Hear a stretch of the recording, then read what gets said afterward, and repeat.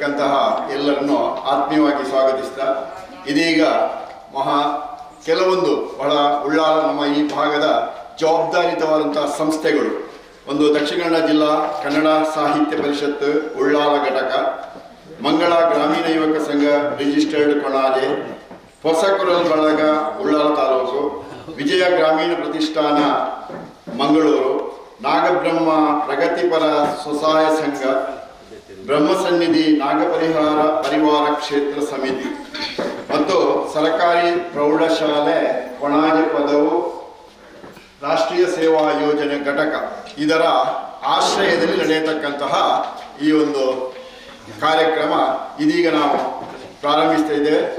ಮೊದಲಾಗಿ ನಮ್ಮ ದಕ್ಷಿಣ ಕನ್ನಡ ಜಿಲ್ಲಾ ಕನ್ನಡ ಸಾಹಿತ್ಯ ಪರಿಷತ್ ಉಳ್ಳಾಲ ಘಟಕದ ಅಧ್ಯಕ್ಷರಾದಂಥ ಧನಂಜಯ ಕುಂಬ್ಳೆಯವರು, ಇಂದಿನ ಈ ಕಾರ್ಯಕ್ರಮದ ಉದ್ಘಾಟಕರಾಗಿರ್ತಕ್ಕಂಥ ಪ್ರಸಾದ್ ರೈ ಕಲ್ಲಿಮಾರ್ ಅವರು, ಅದೇ ರೀತಿಯಲ್ಲಿ ಇಂದಿನ ಈ ಒಂದು ಕಾರ್ಯಕ್ರಮದಲ್ಲಿ ನಮಗೆ ಮಾಹಿತಿಯನ್ನು ನೀಡಲಿಕ್ಕಿದ್ದಂತಹ ಮಂಗಳೂರು ವಿಶ್ವವಿದ್ಯಾನಿಲಯದ ಪ್ರಾಧ್ಯಾಪಕರಾಗಿರ್ತಕ್ಕಂತಹ ಶ್ರೀಪಾದ KS ರವರೇ, ಹೊಸಕುರಲ್ ಬಳಗದ ಹೊಸಕುರಲ್ ಚಾನೆಲ್ನ ನಿರ್ದೇಶಕರು, ಹೊಸಕುರಲ್ ಬಳಗದ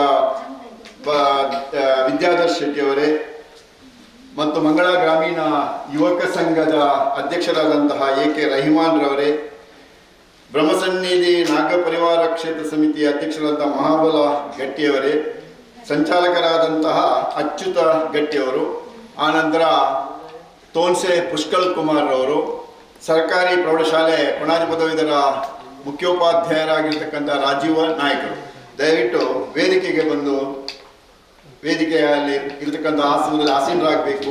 ನಮಗೆಲ್ಲರಿಗೂ ಕೂಡ ಗೊತ್ತಿದ್ದ ಹಾಗೆ ನಮ್ಮ ದೇಶದ ಉದ್ದಗಲಕ್ಕೂ ಈಗ ಈ ದಿನ ಪರಿಸರ ದಿನ ಅಂತ ಆಚರಣೆ ಮಾಡ್ತಾ ಇದ್ದಾರೆ. ಮುಖ್ಯವಾಗಿ ಹಿಂದಿನ ಒಂದು ಹಿರಿಯರ ಮಾತು ಇಲ್ಲಿ ನೆನಪಿಸ್ತಾ ಇದ್ದೇನೆ. ಜನನಿ ಜನ್ಮಭೂಮಿಶ್ಚ ಸ್ವರ್ಗಾದಪಿ ಗರಿಯಸಿ ಅಂತ.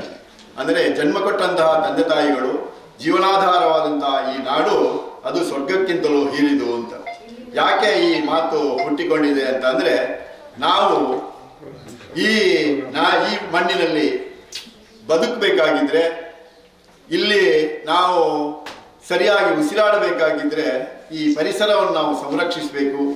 ಪರಿಸರವನ್ನು ಸಂರಕ್ಷಿಸಿದರೆ ಮಾತ್ರ ಈ ನಾಡನ್ನು ಉಳಿಸಲಿಕ್ಕೆ ಸಾಧ್ಯತೆ ಇದೆ ಎನ್ನುವಂತಹ ಒಂದು ಸದುದ್ದೇಶದಿಂದ ಪ್ರತಿ ವರ್ಷವೂ ಕೂಡ ಜೂನ್ 5ನೇ ತಾರೀಕಿನಂದು ವಿಶ್ವದಾದ್ಯಂತ ಈ ಪರಿಸರ ದಿನವನ್ನು ಆಚರಿಸ್ತಾ ಇದ್ದಾರೆ.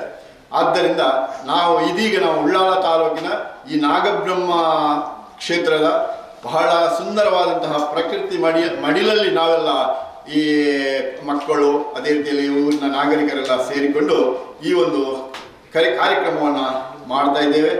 ಈ ಕಾರ್ಯಕ್ರಮ ಯಾವುದೇ ಒಂದು ಕಾರ್ಯಕ್ರಮ ಪ್ರಾರಂಭಿಸುವ ಮೊದಲು ಸತ್ಸಂಪ್ರದಾಯದಂತೆ ನಾವು ಪ್ರಾರ್ಥನೆಯೊಂದಿಗೆ ಪ್ರಾರಂಭಿಸುವುದು ಅದು ನಮ್ಮ ಒಂದು ಸಂಪ್ರದಾಯ. ದಯವಿಟ್ಟು ನಮ್ಮ ಮಕ್ಕಳು, ಕೊಣಾಜೆ ಸರ್ಕಾರಿ ಪ್ರೌಢಶಾಲೆಯ ಮಕ್ಕಳು ಬಂದು ಆ ಪ್ರಾರ್ಥನಾ ಕಾರ್ಯಕ್ರಮ ನಿರ್ವಹಿಸಿಕೊಡ್ಬೇಕು ಅಂತ ನಾನು ಅವರಲ್ಲಿ ವಿನಂತಿಸ್ತಾ ಇದ್ದೇನೆ. ತಾಯಿ ಶಾರದೆ ಲೋಕ ಪೂಜಿತೆ ಜ್ಞಾನದಾತೆ ನಮೋಸ್ತುತೆ.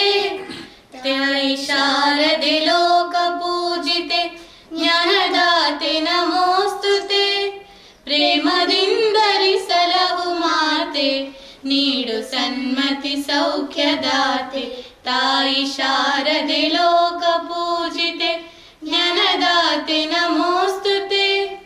ಅಂಧಕಾರವ ಓಡಿಸು ಜ್ಞಾನ ಜ್ಯೋತಿಯ ಬೆಳಗಿಸು.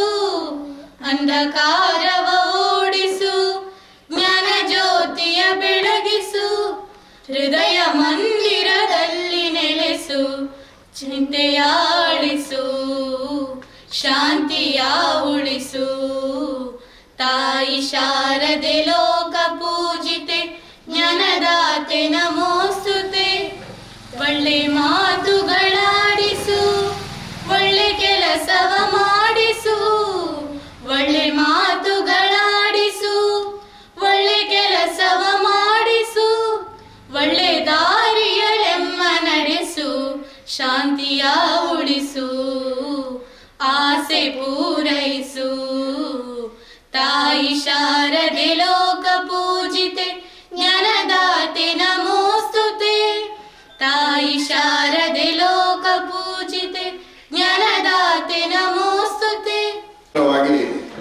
ಪ್ರಾರ್ಥನೆ ಮಾಡಿದಂತಹ ನಮ್ಮ ಸರ್ಕಾರಿ ಪ್ರೌಢಶಾಲೆ ಕೊಣಾಜಿ ಪದವೀಧರ ಮಕ್ಕಳಿಗೆ ಕೃತಜ್ಞತೆಯನ್ನು ಸಲ್ಲಿಸ್ತಾ, ಇದರ ಒಟ್ಟಿಗೆ ನಾವು ಈಗ ನಾಗಬ್ರಹ್ಮ ಮತ್ತು ಪರಿವಾರ ದೈವಗಳ ಸಾನ್ನಿಧ್ಯ ಇರತಕ್ಕಂಥ ಜಾಗ ಇದು. ಅದೇ ರೀತಿಯಲ್ಲಿ ಪ್ರಥಮವಾಗಿ ಆ ದೇವರಿಗೂ ಕೂಡ ನಾವು ಪ್ರಾರ್ಥನೆಯನ್ನು ಸಲ್ಲಿಸುತ್ತಾ, ಇದೀಗ ನಾವು ಬಂದಿರತಕ್ಕಂಥ ಅತಿಥಿಗಳನ್ನು ಸ್ವಾಗತಿಸುವುದು ನಮ್ಮ ಕರ್ತವ್ಯ. ಮುಖ್ಯವಾಗಿ ಇಂದಿನ ಕಾರ್ಯಕ್ರಮದ ಅಧ್ಯಕ್ಷತೆಯನ್ನು ವಹಿಸಿರ್ತಕ್ಕಂಥ ದಕ್ಷಿಣ ಕನ್ನಡ ಜಿಲ್ಲಾ ಕನ್ನಡ ಸಾಹಿತ್ಯ ಪರಿಷತ್ತಿನ ಉಳ್ಳಾಲ ಘಟಕದ ಅಧ್ಯಕ್ಷರು, ಮಂಗಳೂರು ವಿಶ್ವವಿದ್ಯಾನಿಲಯದ ಕನ್ನಡ ಪ್ರಾಧ್ಯಾಪಕರು, ಒಳ್ಳೆಯ ಮಾತುಗಾರರು, ಚಿಂತಕರು, ಲೇಖಕರು, ವಿಮರ್ಶಕರು ಆಗಿರತಕ್ಕಂತಹ ಧನಂಜಯ ಕುಂಬ್ಳೆಯವರನ್ನು ನಾನು ಜಂಟಿ ಸಂಘಗಳ ಪರವಾಗಿ ಆತ್ಮೀಯವಾಗಿ ಸ್ವಾಗತಿಸ್ತಾ ಇದ್ದೇನೆ. ಇಂದಿನ ಕಾರ್ಯಕ್ರಮವನ್ನು ಗಿಡ ನೆಡುವುದರ ಮೂಲಕ ಉದ್ಘಾಟಿಸಿದಂತಹ ಕಲ್ಲಿಮಾರು ಪ್ರಸಾದ್ ರೈಗಳು, ಮುಖ್ಯವಾಗಿ ಲಯನ್ಸ್ ಕ್ಲಬ್ಬಿನಲ್ಲಿ ಅಧ್ಯಕ್ಷರಾಗಿಯೂ ಸೇವೆ ಸಲ್ಲಿಸಿದ್ದು ಮಾತ್ರ ಅಲ್ಲ, ಲಯನ್ಸ್ ಕ್ಷೇತ್ರದಲ್ಲಿ ಬಹಳಷ್ಟು ಸೇವೆಯನ್ನು ಮಾಡಿದಂತಹ ಮಾತ್ರ ಅಲ್ಲ, ಈ ಭಾಗದಲ್ಲಿ ರಾಜಕೀಯವನ್ನು ಬಿಟ್ಟು ಧಾರ್ಮಿಕ, ಶೈಕ್ಷಣಿಕ, ಸಾಮಾಜಿಕವಾದಂಥ ಎಲ್ಲ ಕಾರ್ಯಕ್ರಮಗಳಲ್ಲಿ ಸಕ್ರಿಯರಾಗಿರ್ತಕ್ಕಂತಹ ನಮ್ಮ ಆತ್ಮೀಯರು, ಬಂಧುಗಳು ಆಗಿರ್ತಕ್ಕಂತಹ ಪ್ರಸಾದ್ ರೈ ಕಲ್ಲಿಮಾರು ಇವರನ್ನು ಜಂಟಿ ಸಂಸ್ಥೆಗಳ ಪರವಾಗಿ ಆತ್ಮೀಯವಾಗಿ ಸ್ವಾಗತಿಸಿದೆ. ಇಂದಿನ ಕಾರ್ಯಕ್ರಮದಲ್ಲಿ ಮುಖ್ಯ ಉಪನ್ಯಾಸ ಅಂದರೆ ಮಾಹಿತಿಯನ್ನು ನೀಡಲಿಕ್ಕೆ ಇಲ್ಲಿ ನಮ್ಮ ಆಮಂತ್ರಣಕ್ಕೆ ಹೋಗೊಟ್ಟು ಬಂದಿದ್ದಾರೆ ಮಂಗಳೂರು ವಿಶ್ವವಿದ್ಯಾನಿಲಯದ ಓರ್ವ ಪ್ರಾಧ್ಯಾಪಕರು. ಅವರು ಕೂಡ ಒಳ್ಳೆಯ ಪರಿಸರ ಪ್ರೇಮಿ, ಪರಿಸರದ ಬಗ್ಗೆ ಬಹಳಷ್ಟು ಮಾಹಿತಿಯನ್ನು, ಜ್ಞಾನವನ್ನು ಪಡೆದುಕೊಂಡವರು. ಮಾತ್ರವಲ್ಲದೆ ಮಂಗಳೂರು ವಿಶ್ವವಿದ್ಯಾಲಯದ ಕ್ಯಾಂಪಸ್ಸಿನ ಒಳಗೆ ಒಂದು ರೀತಿಯಾದಂತಹ ಎಂಥದ್ದು ಈ ಕಾಡನ್ನು, ಅರಣ್ಯವನ್ನು ಸೃಷ್ಟಿಸ್ತಕ್ಕಂತಹ ಒಂದು ಕೆಲಸ, ಗುರುತರವಾದ ಜವಾಬ್ದಾರಿಯನ್ನು ಅವರು ಮಾಡಿದ್ದಾರೆ. ವೃಕ್ಷೋ ರಕ್ಷತಿ ರಕ್ಷಿತಃ ಅಂದರೆ ವೃಕ್ಷವನ್ನು ಯಾರು ರಕ್ಷಿಸ್ತಾರೋ ಆ ವೃಕ್ಷ ಅವರನ್ನು ರಕ್ಷಿಸ್ತದೆ ಎನ್ನುವಂತಹ ಮಾತಿಗೆ ಅನುಸಾರವಾಗಿ ಆ ಮಂಗಳೂರು ವಿಶ್ವವಿದ್ಯಾಲಯದಲ್ಲಿ ಅಂತಹ ಒಂದು ಧರ್ಮ ಕಾರ್ಯವನ್ನು ಮಾಡ್ತಾ ಇರತಕ್ಕಂಥ ಪ್ರೊಫೆಸರ್ ಶ್ರೀಪಾದ KS ಅವರನ್ನು ನಾನು ಜಂಟಿ ಸಂಸ್ಥೆಗಳ ಪರವಾಗಿ ಆತ್ಮೀಯವಾಗಿ ಸ್ವಾಗತಿಸ್ತಾ ಇದ್ದೇನೆ. ನಮ್ಮ ಈ ಕಾರ್ಯಕ್ರಮದಲ್ಲಿ ಪೊಸಕುರಲೆ ಬಳಗದ ಅಧ್ಯಕ್ಷರು, ಮಾತ್ರ ಅಲ್ಲದೆ ನಮ್ಮ ಪೊಸಕುರಲೆ ಅಂದರೆ ಈ ಭಾಗದಲ್ಲಿ ಒಂದು ಒಳ್ಳೆಯ ಚಾನೆಲ್ ಆಗಿ ಎಲ್ಲ ಕಾರ್ಯಕ್ರಮಗಳನ್ನು ಮನೆಗಳಿಗೆ ಮುಟ್ಟಿಸುವಂಥ ಒಂದು ಕೆಲಸವನ್ನು ಮಾಡ್ತಾ ಇದೆ. ವಿದ್ಯಾಧರ ಶೆಟ್ಟಿಯವರು ಇಲ್ಲಿ ಉಪಸ್ಥಿತರಿದ್ದಾರೆ. ಅವರನ್ನು ಕೂಡ ನಾನು ಈ ಸಂದರ್ಭದಲ್ಲಿ ಜಂಟಿ ಸಂಸ್ಥೆಗಳ ಪರವಾಗಿ ಆತ್ಮೀಯವಾಗಿ ಸ್ವಾಗತಿಸ್ತಾ ಇದ್ದೇನೆ. ಮಂಗಳ ಗ್ರಾಮೀಣ ಯುವಕ ಸಂಘ ಈ ಭಾಗದ ಬಹಳಷ್ಟು ಹೆಸರು ಪಡೆದಂತಹ, ಪ್ರಶಸ್ತಿಗಳನ್ನು ಪಡೆದಂತಹ ಒಂದು ಯುವಕ ಸಂಘ ಅದು. ಅದರ ಅಧ್ಯಕ್ಷತೆಯನ್ನು ವಹಿಸಿರ್ತಕ್ಕಂತಹ ಈ ಭಾಗದ ಓರ್ವ ಸಾಮಾಜಿಕ ಕಾರ್ಯಕರ್ತರು ಮತ್ತು ನಾಯಕರು ಆಗಿರ್ತಕ್ಕಂತಹ AK ರಹಿಮಾನ್ ರವರನ್ನು ನಾನು ಜಂಟಿ ಸಂಸ್ಥೆಗಳ ಪರವಾಗಿ ಆತ್ಮೀಯವಾಗಿ ಸ್ವಾಗತಿಸ್ತಾ ಇದ್ದೇನೆ. ಅದೇ ರೀತಿಯಲ್ಲಿ ಈ ಒಂದು ಕ್ಷೇತ್ರದ ನಾಗಬ್ರಹ್ಮ ಕ್ಷೇತ್ರ ಸಮಿತಿಯ ಅಧ್ಯಕ್ಷರು ಮತ್ತು ಎಲ್ಲ ಈ ಧಾರ್ಮಿಕ ಕಾರ್ಯಕ್ರಮಗಳಲ್ಲಿ ಬಹಳಷ್ಟು ಆಸಕ್ತಿಯಿಂದ ಕೆಲಸ ಮಾಡ್ತಾ ಇರತಕ್ಕಂತಹ ಮತ್ತು ದೇವರ ಬಗ್ಗೆ ಅತೀವವಾದಂತಹ ಒಂದು ಭಕ್ತಿಯನ್ನು ಹೊಂದಿರತಕ್ಕಂತಹ ಮಹಾಬಲ ಗಟ್ಟಿಯವರು ಈ ಕಾರ್ಯಕ್ರಮ ಉಪಸ್ಥಿತರಿದ್ದಾರೆ. ಅವರನ್ನು ನಾನು ಸಂಘಗಳ ಪರವಾಗಿ ಆತ್ಮೀಯವಾಗಿ ಸ್ವಾಗತಿಸ್ತಾ ಇದ್ದೇನೆ. ನಮ್ಮ ಈ ಒಂದು ಕಾರ್ಯಕ್ರಮದಲ್ಲಿ ನಾಗಬ್ರಹ್ಮ ಪ್ರಗತಿಪರ ಸ್ವಸಹಾಯ ಸಂಘಗಳ ಅಧ್ಯಕ್ಷರು ಹಸನ್ ಕುಂಜಿಯವರು ಇಲ್ಲಿ ಉಪಸ್ಥಿತರಿದ್ದಾರೆ. ಅವರು ಕೂಡ ಹಾಗೆ ಎಲ್ಲ ಕಾರ್ಯಕ್ರಮಗಳಲ್ಲಿ ನಮ್ಮೊಂದಿಗೆ ಸಹಕರಿಸ್ತಾ ಇರ್ತಕ್ಕಂಥ ಒಬ್ಬರು ವ್ಯಕ್ತಿ. ಹಸನ್ ಕುಂಜಿಯವರನ್ನು ನಾನು ಎಲ್ಲ ಸಂಘ ಸಂಸ್ಥೆಗಳ ಪರವಾಗಿ ಆತ್ಮೀಯವಾಗಿ ಸ್ವಾಗತಿಸಿದ್ದೇನೆ. ಮತ್ತೋರ್ವ ವ್ಯಕ್ತಿ ಮುಖ್ಯವಾಗಿ ತೋನ್ಸೆ ಪುಷ್ಕಲ್ ಕುಮಾರ್ ಅವರು, ಮುಖ್ಯವಾಗಿ ಅವರು ಸಕಲ ಕಲಾವಲ್ಲಭ ಅಂತ, ನಾನು ಯಾವಾಗಲೂ ಅವರನ್ನು ಕರೆಯೋದು ಸಕಲ ಕಲಾವಲ್ಲಭ ಅಂತ. ಯಾಕೆಂದರೆ ಎಲ್ಲ ಒಂದು ಕಾರ್ಯಕ್ರಮ ನಿರ್ವಹಿಸುವುದಕ್ಕಾಗ್ಬೋದು, ಒಂದು ಸಂಗೀತ ಹಾಡುವಂಥದ್ದಾಗಿರ್ಬೋದು, ಭಾಗವತಿಕೆ ಮಾಡುವಂಥದ್ದಾಗಿರ್ಬೋದು, ಇದು ಯಾವುದೇ ಒಂದು ಕಾರ್ಯಕ್ರಮವನ್ನು ಅವರ ಕೈಯಲ್ಲಿ ಕೊಟ್ಟರೆ ಅವರಲ್ಲಿ ಆ ಸಂದರ್ಭದಲ್ಲಿ ಅಚ್ಚುಕಟ್ಟಾಗಿ ಅದನ್ನು ಮಾಡ್ತಕ್ಕಂಥ ಒಂದು ವಿಶೇಷವಾದಂಥ ಪ್ರತಿಭೆಯನ್ನು ಹೊಂದಿರತಕ್ಕಂಥ ತೋನ್ಸೆ ಪುಷ್ಕಳ್ ಕುಮಾರ್ ಅವರು ನಮ್ಮ ಕಾರ್ಯಕ್ರಮದಲ್ಲಿ ಉಪಸ್ಥಿತರಿದ್ದಾರೆ. ಅವರನ್ನು ಜಂಟಿ ಸಂಸ್ಥೆಗಳ ಪರವಾಗಿ ಆತ್ಮೀಯವಾಗಿ ಸ್ವಾಗತಿಸುತ್ತಾರೆ. ಈ ಕಾರ್ಯಕ್ರಮದಲ್ಲಿ ಸರಕಾರಿ ಪ್ರೌಢಶಾಲೆ ಕೊಣಾಜಪದವು ಇಲ್ಲಿಯ ಮುಖ್ಯೋಪಾಧ್ಯಾಯರು, ಈಗ ಅವರು ಮುಖ್ಯೋಪಾಧ್ಯಾಯರಾಗಿ ಹಿಂದೆ ಈಗಲೂ ಕೂಡ ದೈಹಿಕ ಶಿಕ್ಷಣ ಶಿಕ್ಷಕರು ಮಾತ್ರ ಅಲ್ಲದೆ ಮುಖ್ಯೋಪಾಧ್ಯಾಯರಾಗಿ ಆ ಸಂಸ್ಥೆಯನ್ನು ಅತ್ಯಂತ ಶಿಸ್ತುಬದ್ಧವಾಗಿ ಮುನ್ನಡೆಸ್ತಾ ಇರತಕ್ಕಂಥ ರಾಜೀವ ನಾಯ್ಕರವರು ನಮ್ಮೊಂದಿಗಿದ್ದಾರೆ. ಅವರನ್ನು ಕೂಡ ಜಂಟಿ ಸಂಸ್ಥೆಗಳ ಪರವಾಗಿ ಆತ್ಮೀಯವಾಗಿ ಸ್ವಾಗತಿಸ್ತೇವೆ. ಈ ಕಾರ್ಯಕ್ರಮದ ಸಂಚಾಲಕರು ನಮಗೆಲ್ಲರಿಗೂ ಗೊತ್ತಿದ್ದ ಹಾಗೆ ಎಲ್ಲ ಸಂಘ ಸಂಸ್ಥೆಗಳಲ್ಲಿ ಸಕ್ರಿಯವಾಗಿ ಕೆಲಸವನ್ನು ಮಾಡ್ತಾ ಇರತಕ್ಕಂತಹ ವ್ಯಕ್ತಿ, ಈ ಕಾರ್ಯಕ್ರಮದ ಸಂಚಾಲಕರು ಆಗಿರತಕ್ಕಂತಹ ಅಚ್ಯುತ ಗಟ್ಟಿಯವರನ್ನು ನಾನು ಆತ್ಮೀಯವಾಗಿ ಜಂಟಿ ಸಂಸ್ಥೆಗಳ ಪರವಾಗಿ ಆತ್ಮೀಯವಾಗಿ ಅಲ್ಲದೆ ನಮ್ಮ ಈ ಒಂದು ಕಾರ್ಯಕ್ರಮದಲ್ಲಿ APMCಯ ಮಾಜಿ ಉಪಾಧ್ಯಕ್ಷರು, ಗ್ರಾಮ ಪಂಚಾಯತಿನ ಮಾಜಿ ಸದಸ್ಯರು ಮತ್ತು ಈ ಊರಿನ ಹಿರಿಯರು ಆಗಿರ್ತಕ್ಕಂತಹ ಮುತ್ತು ಎನ್ ಶೆಟ್ಟಿಯವರು ಇಲ್ಲಿ ಉಪಸ್ಥಿತರಿದ್ದಾರೆ. ಅವರನ್ನು ನಾನು ಆತ್ಮೀಯವಾಗಿ ಸ್ವಾಗತಿಸಿದ್ದೇನೆ. ಅದೇ ರೀತಿಯಲ್ಲಿ ನಮ್ಮ ಕನ್ನಡ ಸಾಹಿತ್ಯ ಪರಿಷತ್ತಿನ ಒಬ್ಬರು ಸದಸ್ಯರಾಗಿರ್ತಕ್ಕಂಥ ಅಬ್ದುಲ್ ಖಾದರ್ ಅವರು ಇಲ್ಲಿ ಉಪಸ್ಥಿತರಿದ್ದಾರೆ. ಅವರನ್ನು ಕೂಡ ನಾನು ಜಂಟಿ ಸಂಸ್ಥೆಗಳ ಪರವಾಗಿ ಆತ್ಮೀಯವಾಗಿ ಸ್ವಾಗತಿಸಿದ್ದೇನೆ. ಮಾತ್ರ ಮಂಗಳೂರು ವಿಶ್ವವಿದ್ಯಾನಿಲಯದ ಆನಂದರವರು ಕೂಡ ಇಲ್ಲಿ ಉಪಸ್ಥಿತರಿದ್ದಾರೆ. ಅವರನ್ನು ಕೂಡ ಸ್ವಾಗತಿಸ್ತಾ ಇದ್ದೇನೆ. ಸರ್ಕಾರಿ ಪ್ರೌಢಶಾಲೆಯ ಅಧ್ಯಾಪಕ ಮಿತ್ರರು ಕೂಡ ಇಲ್ಲಿ ಉಪಸ್ಥಿತರಿದ್ದಾರೆ. ಅವರನ್ನು ಕೂಡ ನಾನು ಆತ್ಮೀಯವಾಗಿ ಸ್ವಾಗತಿಸ್ತಾ ಇದ್ದೇನೆ. ಮಾತ್ರ ಅಲ್ಲದೆ ಎಲ್ಲ ಇಲ್ಲಿ ಸೇರಿರತಕ್ಕಂಥ ಸರ್ಕಾರಿ ಪ್ರೌಢಶಾಲೆಯ ಎಲ್ಲ ವಿದ್ಯಾರ್ಥಿನಿಯರನ್ನು ಮತ್ತು ಈ ಊರಿನ ಎಲ್ಲ ನಾಗರಿಕ ಬಂಧುಗಳೆಲ್ಲ ಈ ಒಂದು ಕಾರ್ಯಕ್ರಮಕ್ಕೆ ಆತ್ಮೀಯವಾಗಿ ಸ್ವಾಗತಿಸಿದ್ದೇನೆ. ಸ್ವಾಗತ ಮಾತುಗಳಲ್ಲಿ ಮುಕ್ತಾಯಗೊಳಿಸಿದ್ದೇನೆ. ಎಲ್ಲರಿಗೂ ಶುಭವಾಗಲಿ.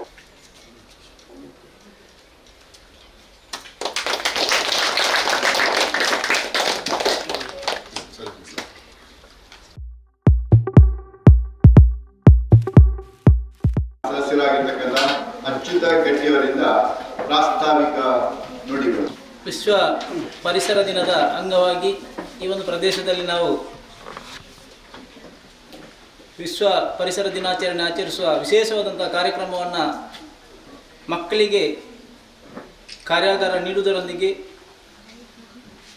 ಪರಿಸರ ಗೀತೆಯನ್ನು ಹಾಡುವುದರೊಂದಿಗೆ ಈ ಒಂದು ಕಾರ್ಯಕ್ರಮವನ್ನು ಹಮ್ಮಿಕೊಳ್ಳಬೇಕೆಂಬುದಾಗಿ ನಮ್ಮ ಸಾಹಿತ್ಯ ಪರಿಷತ್ತಿನ ಅಧ್ಯಕ್ಷರಾದಂಥ ಧನಂಜಯ ಕುಮಾರ್ರಲ್ಲಿ ವಿನಂತಿ ಮಾಡಿದಾಗ ಇದೊಂದು ಒಳ್ಳೆಯ ಕಾರ್ಯಕ್ರಮ, ಇದನ್ನು ಮಾಡಲಿಕ್ಕೆ ನಾವೆಲ್ಲ ಸಹಕಾರ ನೀಡುವಂತೇಳಿ ಕೇಳಿಕೊಂಡಾಗ ಬೇರೆ ಬೇರೆ ಸಂಘ ಸಂಸ್ಥೆಗಳನ್ನು ಕೂಡ ನಾವು ಈ ಒಂದು ಕಾರ್ಯಕ್ರಮದಲ್ಲಿ ಕೈ ಜೋಡಿಸಿದ್ದೇವೆ.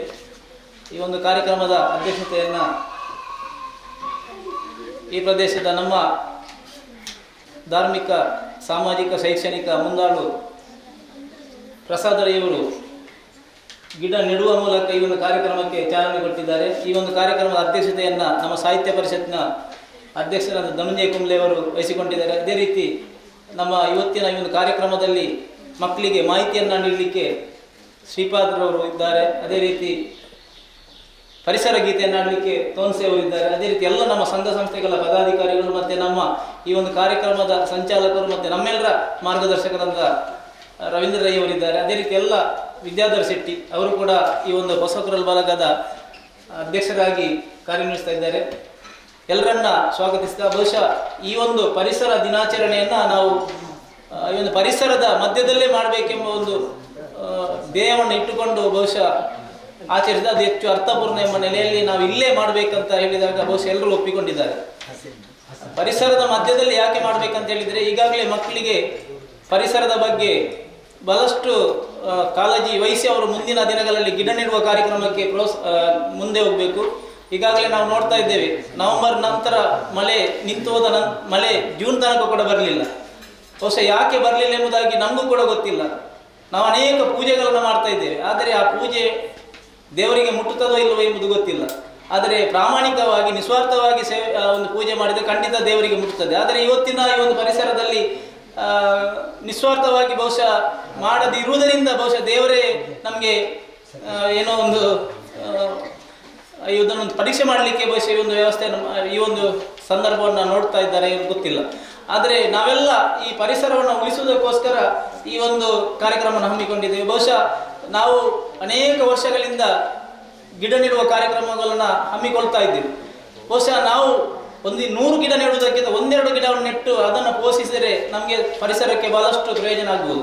ಬಹುಶಃ ನೀವು ನೋಡಿರ್ಬೋದು, ಕೊನಾಜಿಯಲ್ಲಿ 87ರಲ್ಲಿ ನಾವು ಗಿಡ ನೆಟ್ಟು ಅದನ್ನು 3 ವರ್ಷಗಳ ಕಾಲ ನೀರು ಹಾಕಿ ಪೋಷಿಸಿದ್ದರಿಂದ ಬಹುಶಃ ಇವತ್ತು ಎಷ್ಟೋ ಜನ ಹಲಸಿನನ್ನು ತಿಂತಾ ಇದ್ದಾರೆ. ಶಾಲೆಯಲ್ಲಿ ಕೂಡ ಮಕ್ಕಳಿಗೆ ತಿಂತಾ ಇದ್ದಾರೆ. ಬಹುಶಃ ಅದು 3 ವರ್ಷದಿಂದ ನಾವು ಅದಕ್ಕೆ ನೀರು ಹಾಕಿ ಪೋಷಿಸಿದ ಬಹುಶಃ ಇವತ್ತು ಆಗ್ತಾ ಉಂಟು. ವರ್ಷಕ್ಕೆ 2 ಸಲ ಅಲ್ಲಿ ಹಲಸಿನನ್ನು ಆಗ್ತಾ ಉಂಟು. ಅಂದರೆ ನಾವು ನೆಟ್ಟ ಆ ಒಂದು ಫಲ ಜನರಿಗೆ ಮತ್ತು ಇತರರಿಗೆ ಸಿಕ್ಕಿದಾಗ ಮಾತ್ರ ನಮಗೆ ತೃಪ್ತಿ ಆಗ್ತಾ ಉಂಟು.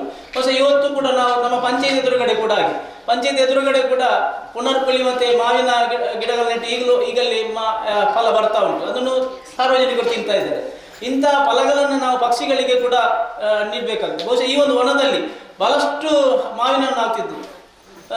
ಸುಮಾರು ಒಂದು 25 ವರ್ಷಗಳ ಹಿಂದೆ ತುಂಬ 25 ಮಾವಿನ ಮರ ಇತ್ತು. ಬಹುಶಃ ಈ ಊರಿನೆಲ್ಲರೂ ಬಂದು ಸುಮಾರು 3 ಗಂಟೆ ಬೆಳಿಗಿನ ಜಾವ 3 ಗಂಟೆಗೆ ಬಂದು ಒಂದು 6-7 ಗಂಟೆ ತನಕ ಮಾವಿನ ಹಣ್ಣು ಕೊಂಡು ಹೋಗ್ತಿದ್ರು. ಬಹುಶಃ ಈಗ ಆ ಒಂದು ವ್ಯವಸ್ಥೆ ಇರುವುದಿಲ್ಲ. ಬಟ್ಟಿ ಅಥವಾ ಗೋಣಿ ಮಾವಿನ ಹಣ್ಣು ಕೊಂಡು ಹೋಗ್ತಿದ್ರು. ಎಲ್ಲ ಅದು ಇಲ್ಲಿಯ ಒಂದು ವಿಶೇಷ ಎಲ್ಲ ಸರ್ವಧರ್ಮದವರು, ಹಿಂದೂ ಆಗಿರಲಿ, ಮುಸ್ಲಿಂ ಆಗಲಿ, ಕ್ರಿಶ್ಚಿಯನ್ ಆಗಲಿ, ಎಲ್ಲರೂ ಬಂದು ಟಾರ್ಚ್ ಇಟ್ಕೊಂಡು ಬಂದು ಈ ಒಂದು ಪ್ರದೇಶದಿಂದ ಮಾವಿನ ಹಣ್ಣು ಕೊಂಡು ಹೋಗ್ತಿದ್ರು. ಅಂಥ ಪರಿಸ್ಥಿತಿಯಲ್ಲಿ ಬಹುಶಃ ಈಗ ಆ ಮಾವಿನ ಕೆಲವೊಂದು ಮರಗಳು ಹೋಗಿವೆ, ಆದರೆ ಇದ್ದದರಲ್ಲಿ ಕೂಡ ಈಗ ಆಗ್ತಾ ಇಲ್ಲ. ಅದಕ್ಕೋಸ್ಕರ ನಾವು ಈ ಒಂದು ಪ್ರದೇಶದಲ್ಲಿ ಪ್ರತಿ ವರ್ಷ ಗಿಡ ನೆಟ್ಟು ಅದನ್ನು ಪೋಷಿಸ್ತಾ ಇದ್ದೇವೆ. ಬಹುಶಃ ಈ ಸ್ಟೇಜಿನ ಹಿಂಭಾಗದಲ್ಲಿ ನಾವು ನೆಟ್ಟಿದ್ದೇವೆ ನೇರಳೆ, ಆಮೇಲೆ ಲಕ್ಷ್ಮಣ ಫಲ, ಆಮೇಲೆ ಫಿಲಿಪೈನ್ಸಿನ ಒಂದು 18 ತಿಂಗಳಲ್ಲಿ ಹಲಸಾಗುವಂಥದ್ದು ಪೇರಳೆ, ಆಮೇಲೆ ಶ್ರೀಗಂಧ. ಬಹುಶಃ ಶ್ರೀಗಂಧವನ್ನು ನೆನಪು ಮಾಡುವಾಗ ಕಳೆದ ಸಲ ರವೀಂದ್ರ ಮಾಸ್ಟರ್ ಅವರು ಒಂದು ಒಡಿಯೂರು ಈ ಕ್ಷೇತ್ರದ ಗಂಧದ ಅದು ಕೂಡ ಈಗ ಬದುಕಿದೆ, ಈಗ ಚಿಗುರು ಕೊಡ್ತಾ ಉಂಟು. ನಾವು ಅಂದರೆ ಪರಿಸರವನ್ನು ಅಥವಾ ಗಿಡವನ್ನು ಪ್ರೀತಿಸಿದಾಗ ನಮಗೂ ಕೂಡ ಅದು ಗಿಡಗಳು ನಮ್ಮೊಟ್ಟಿಗೆ ಮಾತಾಡ್ತವೆ ಎಂಬುದಾಗಿ ನಾವು ಹಿರಿಯರಿಂದ ತಿಳ್ಕೊಂಡಂಥ ವಿಷಯ. ಬಹುಶಃ ಇವತ್ತು ನಮಗೆ ಅದು ಖುಷಿ ಆಗ್ತದೆ. 3 ವರ್ಷಗಳಲ್ಲಿ ಆ ಗಿಡ ಚಂದವಾಗಿ ಬಂದಿದೆ, ಇನ್ನು 4-5 ವರ್ಷ ಆಗುವ ನಂತರ ಇಲ್ಲಿ ಮರ ಆಗ್ಬೋದು. ಆ ನೆಲೆಯಲ್ಲಿ ನಾವು ಇವತ್ತು ಈ ಒಂದು ವನದಲ್ಲೇ ಈ ಒಂದು ಕಾರ್ಯಕ್ರಮವನ್ನು ಹಮ್ಮಿಕೊಳ್ಳುವಂಥ ಒಂದು ಯೋಚನೆ ಇಟ್ಟುಕೊಂಡು ಈ ಒಂದು ಕಾರ್ಯಕ್ರಮ ಮಾಡಿದ್ದೇವೆ. ಬಹುಶಃ ನೀವು ಈಗಾಗಲೇ ನೋಡಿರ್ಬೋದು, ಇಲ್ಲಿ ಬೇರೆ ಬೇರೆ ರೀತಿಯ ಪಕ್ಷಿ ಪ್ರಾಣಿಗಳು ಕೂಡ ಇವೆ. ಇಲ್ಲಿ ನವಿಲು, ಬಹುಶಃ ನೀವು 1:30 ಗಂಟೆಗೆ ಇಲ್ಲಿ ಬಂದಾಗ ಇದೇ ದೇವಸ್ಥಾನ ಅಂಗಣದಲ್ಲಿ ಸುಮಾರು ಒಂದು 7-8 ನವಿಲುಗಳು ಅದರ ನೃತ್ಯವನ್ನು ಮಾಡ್ತಾ ಇದೆ, ನಿಜವಾಗಿ ನೃತ್ಯ ಮಾಡ್ತಾ ಇದೆ. ನಾವು ನವಿಲು ನೃತ್ಯವನ್ನು ಸ್ಟೇಜಲ್ಲಿ ನೋಡುದು, ನಾವು ಇಲ್ಲೇ ನಿಜವಾಗಿ ನೋಡ್ತಾ ಇದ್ದೇವೆ. ಇಂಥ ಒಂದು ಪರಿಸರದಲ್ಲಿ ನಾವು ಇದ್ದೇವೆ. ಬಹುಶಃ ಇದು ಮಕ್ಕಳಿಗೆ ಕೂಡ, ಶಾಲೆಯ ಮಕ್ಕಳಿಗೆ ಪಾಠ ಕೇಳುವಾಗ ಅಥವಾ ಇನ್ನು ಮುಂದಿನ ದಿನಗಳಲ್ಲಿ ಪರಿಸರ ಅಧ್ಯಯನ ಅಥವಾ ಪರಿಸರಕ್ಕೆ ಸಂಬಂಧಪಟ್ಟ ಒಂದು ವ್ಯವಸ್ಥೆಗೆ ಬರಬೇಕಿದ್ರೆ ಬಹುಶಃ ಇಲ್ಲಿಗೆ ಬಂದು ನೋಡ್ಬೋದು. ಮತ್ತೆ ಇಲ್ಲೊಂದು ನಾಗವನ ಉಂಟು, ವಿಶೇಷವಾದಂಥ ಒಂದು 3/4 ಎಕರೆ ಜಾಗದಲ್ಲಿ ನಾಗವನ ಉಂಟು. ಅಲ್ಲಿ ಕೂಡ ನಾಗನಿಗೆ ಬಹುಶಃ ಇವತ್ತಿನ ಸಂದರ್ಭದಲ್ಲಿ ಬೇರೆ ಬೇರೆ ರೀತಿಯ ಟ್ಯಾರಿಸಿ ಇದನ್ನೆಲ್ಲ ಹಾಕ್ತಾರೆ. ಆದರೆ ಇಲ್ಲಿ ನ್ಯಾಚುರಲ್ ಆಗಿ ಅಂದರೆ ಪ್ರಾಕೃತಿಕವಾಗಿ ನಾಗವನ ಉಂಟು. ಅದಕ್ಕೆ ಯಾವುದೇ ನೆರಳು ಕೂಡ ಮಾಡಲಿಕ್ಕೆ ಇಡೀ ಮರ ಇದರಾಗೆ ಅಲ್ಲಿ ಕೂಡ ಉಂಟು. ಇಂಥ ಒಂದು ಪರಿಸ್ಥಿತಿಯಲ್ಲಿ ನಾವು ಪರಿಸರವನ್ನು ಉತ್ತಮ ರೀತಿಯಿಂದ ಈ ಒಂದು ಪ್ರದೇಶದಲ್ಲಿ ಹಮ್ಮಿಕೊಳ್ಳುವುದರೊಂದಿಗೆ ಮಕ್ಕಳಿಗೆ ಜಾಗೃತಿಯನ್ನು ಮೂಡಿಸುವುದರೊಂದಿಗೆ ಒಂದು ಕಾರ್ಯಕ್ರಮ ಹಮ್ಮಿಕೊಂಡಿದ್ದೇವೆ. ತಾವೆಲ್ಲರೂ ಬಂದಿದ್ದೀರಿ. ಇದೆಲ್ಲವನ್ನ ನೀವು ಮಕ್ಕಳು ಇದರ ಪ್ರಯೋಜನ ಪಡ್ಕೊಳ್ಬೇಕಂತ ಹೇಳ್ತಾ ನನ್ನ ಮಾತನ್ನು ಮುಗಿಸ್ತೇನೆ. ಜೈ ಹಿಂದ್. ಪ್ರಾಸ್ತಾವಿಕ ನುಡಿಗಳನ್ನು ಆಡಿದಂತಹ ಅಚ್ಯುತ ಗಟ್ಟಿಯವರಿಗೆ ಧನ್ಯವಾದಗಳು. ಇದೀಗ ಈ ಒಂದು ಕಾರ್ಯಕ್ರಮದಲ್ಲಿ ಮಾಹಿತಿಯನ್ನು ಕೊಡಲಿಕ್ಕೆ ನಮ್ಮೊಂದಿಗೆ ಇದ್ದಾರೆ ಪ್ರಾಧ್ಯಾಪಕರಾದ ಶ್ರೀಪಾದ್ರವರು. ಅವರಿಗೆ ಒಂದು ಪುಸ್ತಕ ಮತ್ತು ಶಾಲು ಹಾಕಿ ಅವರನ್ನು ಗೌರವಿಸಬೇಕು ಅಂತ ನಾನು ಅಧ್ಯಕ್ಷರಲ್ಲಿ ವಿನಂತಿಸ್ತಾ ಇದ್ದೇನೆ.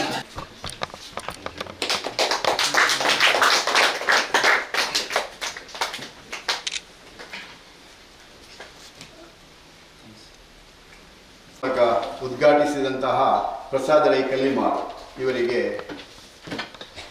ಇವರನ್ನು ಶಾಲು ಹೊದಿಸಿ ಅವರಿಗೆ ಗೌರವವನ್ನು ಸಲ್ಲಿಸಬೇಕು ಅಂತ ವಿನಂತಿಸ್ತಾ ಇದ್ದೇನೆ.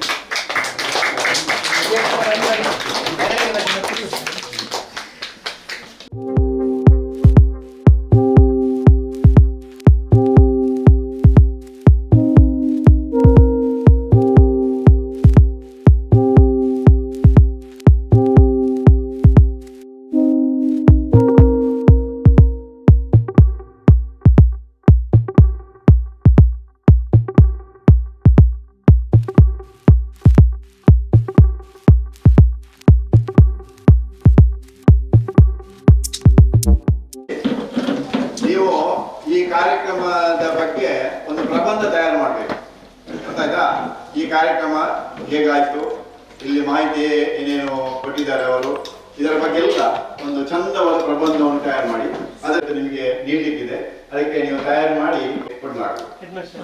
ಅದನ್ನು ನೀವು ನಿಮ್ಮ ಶಾಲಾ ಮುಖ್ಯೋಪಾಧ್ಯಾಯ 1 ವಾರದ ಒಳಗೆ ಮತ್ತೆಲ್ಲ 1 ವಾರದ ಒಳಗೆ ಸರಿಯಾಗಿ ಗಮನಿಸಬೇಕು. ಮತ್ತೊಂದು ನಿಮ್ಮಲ್ಲಿ ಪರಿಸರ ಅಂತ ಕಾರ್ಯಕ್ರಮ ಇದಲ್ಲ ಯಾವುದು, ಯಾಕೆಂದ್ರೆ ಎಲ್ಲ ಜವಾಬ್ದಾರಿತ ಸಂಸ್ಥೆಗಳಲ್ಲಿದೆ ಗಮನಿಸಬೇಕು ಅಂತ ನಾನು ವಿನಂತಿಸಿಕೊಂಡು ಇದೀಗ ಕನ್ನಡ ನಮ್ಮ ಮಂಗಳೂರು ವಿಶ್ವವಿದ್ಯಾಲಯದ ಪ್ರಾಧ್ಯಾಪಕರು ಪರಿಸರರು ಮಾಹಿತಿಯನ್ನು ನೀಡಬೇಕು ಅಂತ ಅವರಲ್ಲಿ ವಿನಂತಿಸ್ತಾ ಇದ್ದೇನೆ. ರೈಗಳಿರ್ಬೋದು ಅಥವಾ ಗಟ್ಟಿಯವರು ಇರ್ಬೋದು, ಉಳಿದವರೆಲ್ಲರೂ ಎಷ್ಟು ಮಾಹಿತಿ ಕೊಡ್ತಾರೆ ಮೋಸ್ಟ್ಲಿ ಅನ್ನೋದು ನಿಮಗೆ ಮುಂದೆ ತಿಳಿಯುತ್ತದೆ. ಇವತ್ತಿನ ಈ ಸಮಾರಂಭದಲ್ಲಿ ಬಹಳಷ್ಟು ಸಂಘ ಸಂಸ್ಥೆಗಳು ಭಾಗವಹಿಸಿವೆ. ಈ ಸಂಘ ಸಂಸ್ಥೆಗಳು ಯಾಕೆ ಬಂದಿದೆ, ಒಟ್ಟಾಗಿದ್ದಾರೆ ಅನ್ನೋದು ಬಹಳ ಮುಖ್ಯ. ಇದರಲ್ಲಿ ನಾವು ಕಾರ್ಯಕ್ರಮ ಆಯೋಜಿಸುವುದು ಒಂದು ಥರ ಆದರೆ, ಆಯೋಜನೆ ಆದ ನಂತರ ಈಗ ಆಲ್ರೆಡಿ ಅವರು ಹೇಳಿದರು ನಾವು ಯಾವ ಮಾಹಿತಿಯನ್ನು ನಾವು ತಗೊಂಡು ಹೋಗ್ತೀವಿ ಅಂತೇಳಿ. ಆದರೆ ನಿಮ್ಮ ಲೆವೆಲಲ್ಲಿ ಬಂದು ನಾನು ಪಾಠ ಮಾಡೋದು ಅಂತಂದರೆ, ನಾನು ವಿಶ್ವವಿದ್ಯಾಲಯದಲ್ಲಿ 28 ವರ್ಷದಿಂದ ಪಾಠ ಮಾಡ್ತಾ ಇದ್ದೇನೆ. ಆದರೆ ಮಕ್ಕಳಿರುವಂತಹ ಮನಸ್ಸನ್ನು ನಾನು ಆ ವಯಸ್ಸಿನಲ್ಲಿ ಚೇಂಜ್ ಮಾಡೋದು ನನಗೆ ಬಹಳ ಕಷ್ಟವಾಗ್ತಾ ಇದೆ. ಹಾಗೆ ನನಗೆ ಒಂದು ಖುಷಿಯಾಗಿದೆ ಏನು ಅಂತಂದರೆ, ಪರಿಸರ ಸಂರಕ್ಷಣೆಯಲ್ಲಿ ನಮ್ಮ ಪಾತ್ರ, ಅದರ ಬಗ್ಗೆ ಕಾರ್ಯಕ್ರಮವನ್ನು ಇಂತಹ ಒಳ್ಳೆಯ ಪರಿಸರದಲ್ಲಿ, ನಾವು ಇಂತಹ ಪರಿಸರದಲ್ಲೇ ಬೆಳೆದು ಬಂದವರು. ನನ್ನ ಕಾಲೇಜಿನವರೆಗೂ ನಾನು ಇಂಥ ಪರಿಸರದಲ್ಲೇ ಬೆಳೆದವರು. ಆ ಪರಿಸರವನ್ನು ಈಗಲೂ ನೆನೀತಾ ಇದ್ದೇನೆ. ನನಗೆ ಖುಷಿಯಾಯಿತು. ಧನಂಜಯ ಕುಂಬ್ಳೆ ಅವರು ಕೇಳಿದಾಗ ನಾನು ಹೇಳಿದೆ ನಾನು ಬರ್ತೇನೆ ಅಂತೇಳಿ. ಈ ಕಾರ್ಯಕ್ರಮವನ್ನು ಸಂಘಟಿಸಲು ನೀವು ಭಾಳ ಪ್ರಯತ್ನ ಪಡ್ತಾ ಇದ್ದೀರಿ. ಎಲ್ಲ ಸಂಘ ಸಂಸ್ಥೆಗಳು ಕೈ ಜೋಡಿಸಿದ್ದಾರೆ. ಅವ್ರನ್ನ ಹೆಸರಿಡಲಿಕ್ಕೆ ನನಗೆ ಸ್ವಲ್ಪ ಕಷ್ಟ ಆಗ್ಬೋದು, ಆದರೆ ಎಲ್ಲರೂ ನನ್ನ ಆತ್ಮೀಯರೇ, ಅವರೆಲ್ಲರೂ ನನ್ನ ನಮಸ್ಕಾರಗಳು. ಮತ್ತು ಬಂದಂತಹ ವಿದ್ಯಾರ್ಥಿಗಳು ಮತ್ತು ಅವರ ಟೀಚರ್ಗಳು ಅವರೆಲ್ಲರಿಗೂ ನನ್ನ ನಮಸ್ಕಾರ ಮೊದಲಿಂದಾಗಿ. ಇವತ್ತಿನ ಈ ವಿಷಯ ಏನಂತಂದರೆ, ಆಲ್ರೆಡಿ ಹೇಳಿದ ಹಾಗೆ 1972ರಲ್ಲಿ ಯುನೈಟೆಡ್ ನೇಷನ್ ಅಂತೇಳಿ ಎಲ್ಲ ದೇಶಗಳು ಒಟ್ಟಿಗೆ ಸೇರಿ ಮನುಷ್ಯರು ಮತ್ತು ವಾತಾವರಣ ಅದರ ಬಗ್ಗೆ ಗಮನ ಹರಿಸಿದರು. ಇನ್ನು ಮುಂದೆ ಪಾಪ್ಯುಲೇಷನ್ ಜಾಸ್ತಿ ಆಗ್ತಾ ಹೋಗ್ತಾ ಇದೆ. ಪಾಪ್ಯುಲೇಷನ್ ಜಾಸ್ತಿ ಆಗ್ತಾ ಇದ್ದಂಗೆ, ಹ್ಯೂಮನ್ ಪಾಪ್ಯುಲೇಷನ್ ಆಗ್ತಾ ಇದ್ದ ಹಾಗೆ ಪ್ರಕೃತಿಗೆ ಭಾಳಷ್ಟು ತೊಂದರೆಗಳಾಗುವಂಥ ಸಾಧ್ಯತೆಗಳಿದೆ. ಹಾಗಾಗಿ ನಾವು ಇಲ್ಲಿಂದಲೇ ಕಡಿವಾಣ ಹಾಕಬೇಕಾಗತ್ತೆ ಅನ್ನೋ ಒಂದು ಉದ್ದೇಶದಲ್ಲಿ 1972ರಲ್ಲಿ ಸ್ವೀಡನ್ನಲ್ಲಿ ನಡೆದಂತಹ ಸ್ಟಾಕ್ಹೋಮ್ ಅಲ್ಲಿ ಒಂದು ಸಣ್ಣ ಕಾರ್ಯಕ್ರಮ, ಬಹಳಷ್ಟು ದೇಶಗಳು ಭಾಗಿಯಾಗಿದ್ದು, ಎಲ್ಲ ದೇಶಗಳಿಗೂ ನಾವು ಯಾವ ರೀತಿಯ ಮಾಹಿತಿಯನ್ನು ನಾವು ಕಳಿಸ್ಕೊಳ್ಬೇಕಾಗತ್ತೆ ಅನ್ನೋ ಉದ್ದೇಶದಲ್ಲಿ ಆವಾಗ ಒಂದು ಭೂಮಿ ಅನ್ನೋ ಒಂದು ಉದ್ದೇಶ ಇಟ್ಟು ಸ್ಟಾರ್ಟ್ ಮಾಡಿದ್ದು ಆ ಕಾರ್ಯಕ್ರಮವನ್ನು. ಆದ ನಂತರ ಇವತ್ತಿನ ದಿವಸ ಅಂದರೆ 1973ರಿಂದ ಇವತ್ತು 2023 50ನೇ ವರ್ಷವನ್ನು ಆಚರಿಸ್ತಾ ಇದ್ದೇವೆ. ಅದು ಭಾಳಷ್ಟು ಜನರಿಗೆ ಅದು ಗೊತ್ತಿಲ್ಲ ನನಗೆ, ಆದರೆ ಬರೀ ಆಚರಣೆಯಾಗಿಯೇ ಉಳಿತಾ ಇದೆ. ಭಾಳಷ್ಟು ಸಮಸ್ಯೆಗಳನ್ನು ನಾವು ಇಂದೂ ಕೂಡ ಬಗೆಹರಿಸಲು ಸಾಧ್ಯವಾಗ್ತಾ ಇಲ್ಲ. ನಮ್ಗೆ ಗೊತ್ತಿರ್ಬೋದು. ಇವತ್ತಿನ ಒಂದು ಥೀಮ್ ಏನಂದರೆ, ಎಷ್ಟು ಜನರಿಗೆ ಇದ್ರ ಬಗ್ಗೆ ವಿಷಯ ಮಾಹಿತಿ ಇದೆ ಅಂತ ಗೊತ್ತಿಲ್ಲ. ನಿನ್ನೆ ಅವರು governor secretary of United Nation environmental program ಅದರ ಅಧ್ಯಕ್ಷರು ಮತ್ತು ಬೇರೆ ಸದಸ್ಯರುಗಳು ಅವರೆಲ್ಲ ಒಟ್ಟಿಗೆ ಸೇರಿ ಈ ವರ್ಷದ ಥೀಮ್ ಏನಪ್ಪ ಅಂತಂದರೆ ಬೀಟ್ ಪ್ಲಾಸ್ಟಿಕ್ ಅಂತ, ಸೊಲ್ಯೂಷನ್ ಟು ಪ್ಲಾಸ್ಟಿಕ್ ಪೊಲ್ಯೂಷನ್ ಅಂತ ಹೇಳ್ತಾರೆ. Solution to plastic pollution. ಆದರೆ ನಮಗೆ ಬೇಸರ ಆಗ್ತದೆ, ನಾವು ಯಾವುದೇ ಕಾರಣದಿಂದಲೂ ಪ್ಲಾಸ್ಟಿಕ್ ಬೇಡ ಅಂತ ಹೇಳಿದ್ರೆ ಪ್ಲಾಸ್ಟಿಕ್ ಮನೆಗಳಿಗೆ ಬಂದು ಸೇರ್ತಾನೆ ಇದೆ. ಅದನ್ನು ಯಾವ ರೀತಿ ಅವಾಯ್ಡ್ ಮಾಡಬೇಕು ಅಂತ ಯಾರಿಗೂ ಗೊತ್ತಿಲ್ಲ. ಅದನ್ನು ಈಗ ನಾವು ಕುಳಿತಂಥ ಇದರಲ್ಲೇ ನೋಡ್ಬೋದು, ಎಷ್ಟು ಜನ ನಾವು ಮಕ್ಕಳು ಆದಿಯಾಗಿ ಪ್ಲಾಸ್ಟಿಕ್ ಬಾಟ್ಲಿ ಇಟ್ಕೊಂಡೇ ನಾವು ಓಡಾಡ್ತಾ ಇದ್ದೇವೆ. ಅನಿವಾರ್ಯವಾಗಿ ಬಿಟ್ಟಿದೆ ಅದೀಗ. ಯಾಕೆಂದರೆ ಅಷ್ಟು ವಾತಾವರಣ ಹದಗೆಟ್ಟೋಗಿದೆ. ನಮಗೆ ಬೇಕಾದಂತಹ ಇವತ್ತು ನಾವು ಗಿಡಗಳನ್ನ ನೆಟ್ಟಿದ್ದೀವಿ. ಗಿಡಗಳನ್ನ ನೆಟ್ಟಿ ಉದ್ದೇಶ ಪ್ರತಿ ಎನ್ವೈರ್ಮೆಂಟ್ ಡೇ ಬೇರೆ ಬೇರೆ ದಿವಸ ಅಂತ ನಾವು ಆಚರಿಸ್ತೀವಿ. ಅದು ಯಾಕೆಂದರೆ ನೆನೆಸ್ಕೊಳ್ಳೋಸ್ಕರ ಅಂತ ಆಗ್ಬಿಟ್ಟಿದೆ ಈಗ. ನಾನು ಮುಖ್ಯ ಉದ್ದೇಶವನ್ನು ಹೇಳ್ತಾ ಇರೋದು ಏನಂದರೆ, ವಿದ್ಯಾರ್ಥಿಗಳಿಗೆ ನಾವು ಕಲಿಸ್ಕೊಡ್ಬೇಕಾಗಿದ್ದು ಏನಪ್ಪ ಅಂದರೆ, ನಮ್ಮ ಪರಿಸರದಲ್ಲಿ ನಮ್ಮ ಸ್ವಾಸ್ಥ್ಯಕ್ಕೆ ಅನುಕೂಲಕರವಾದ ವಾತಾವರಣವನ್ನು ನಾವು ಯಾವ ರೀತಿ ಮಾಡಬೇಕು. ಆಲ್ರೆಡಿ ಹದಗೆಟ್ಟೋಗಿದೆ. ಆ ಹದಗೆಟ್ಟ ವಾತಾವರಣ ನಾವು ಯಾವ ರೀತಿ ಹಿಂದೆ ತರ್ಬೋದು, ಮುಂಚಿನ ಥರನೇ ಹೇಗೆ ತರ್ಬೋದು. ಭಾಳಷ್ಟು ಪ್ರಯತ್ನಗಳು ಸಂಘ ಸಂಸ್ಥೆಗಳು ಮಾಡ್ತಾ ಇದೆ. ಅದಕ್ಕೆ ಕೈ ಜೋಡಿಸಿ ಕೆಲವು ವಿದ್ಯಾಸಂಸ್ಥೆಗಳು NGO ಗ್ರೂಪ್ಗಳು ಮಾಡ್ತಾ ಇದೆ. ಆದ್ರೂ ನಾವು ಏನು ಅಂದ್ಕೊಂಡಿದ್ದೀವೋ ಆ ಮಟ್ಟಕ್ಕೆ ಬರ್ತಾ ಇಲ್ಲ. ನೀವು ನೋಡಿದರೆ ಇವತ್ತಿನ ಪೇಪರಲ್ಲಿ ಇತ್ತು, ಬೇರೆ ಬೇರೆ ಸಂಘ ಸಂಸ್ಥೆಗಳು ಯಾವ ರೀತಿ ಅದಕ್ಕೋಸ್ಕರ ಕೈ ಜೋಡಿಸಿ ಕೆಲಸ ಮಾಡ್ತಾ ಇದ್ದಾರೆ ಅಂತೇಳಿ. ನಾನು ಒಂದು ಉದಾಹರಣೆ ಹೇಳ್ತೀನಿ. ನಮ್ಮ ವಿದ್ಯಾರ್ಥಿಗಳ ಹತ್ರ ನಾನು ಕೇಳಿದೆ, ನಮ್ಮ ಮನೆಯಲ್ಲಿ ನಾವು ಬೇಡವಾದ ವಸ್ತುಗಳನ್ನು ಎಷ್ಟು ಸಂಗ್ರಹಿಸಿಡ್ತಾ ಇದ್ದೇವೆ. ಇದೊಂದು ಮಾಹಿತಿಗೋಸ್ಕರ ಹೇಳ್ತಾ ಇರೋದು. ಆದರೆ ಯಾವುದೇ ಕಾರಣಕ್ಕೂ ನಾವು ಮನೆಯಲ್ಲಿ ನಮ್ಮ ಜೊತೆಗಿರುವವರಿಗೆ ಹೇಳಿ ಅದನ್ನು ತರಬೇಡ ಅಂತ ಅದು ಆ ಸಾಹಸವನ್ನು ಮಾಡೋಕ್ಕಾಗ್ತಾ ಇಲ್ಲ, ನಮ್ಮ ಮಕ್ಕಳಿಗೆ ಮಾಡೋಕ್ಕಾಗ್ತಾ ಇಲ್ಲ. ಅದು ಯಾಕೆ ಆ ಪರಿಸ್ಥಿತಿ ಬಂದಿದೆ? ಎರಡೇ ಒಂದು, ನನಗೊಂದು ಸಂಸ್ಕೃತದಲ್ಲಿ ಒಂದು ಶ್ಲೋಕ ನೆನಪಾಗ್ತಾ ಇದೆ. ಆಚಾರ್ಯ ಪಾದಮಾದತೆ ಪಾಜಂ ಶಿಷ್ಯಮೇದೆಯ ಪಾಜಂ ಸದ್ಬ್ರಹ್ಮಪಾರ್ಚ ಪಾದಂ ಕಾಲಕ್ರಮೇಣ ಚ. ಅಂದರೆ ನಾವು ಕಲಿತಾ ಇರೋದು ಮೇಷ್ಟ್ರುಗಳಿಂದ ಕಲಿತಾ ಇರೋದು ಓನ್ಲಿ 25% ಮಾತ್ರ. ಆಚಾರ್ಯ ಪಾದಮಾದತೆ ಪಾದಂ ಶಿಷ್ಯಮೇದೆಯ, ಮಕ್ಕಳು ನೀವು ಕಲಿಬೇಕಾಗಿದ್ದು 25%. ಪಾದಂ ಸದ್ಬ್ರಹ್ಮಚಾರಿಭ್ಯ, ನೀವು ಕಲಿಬೇಕಾಗಿದ್ದು ಸಹಪಾಠಿಗಳ ಜೊತೆಗೆ ಮತ್ತು ಬೇರೆಯವರ ಒಡನಾಟದಿಂದ. ಪಾದಂ ಕಾಲಕ್ರಮೇಣ ಚ.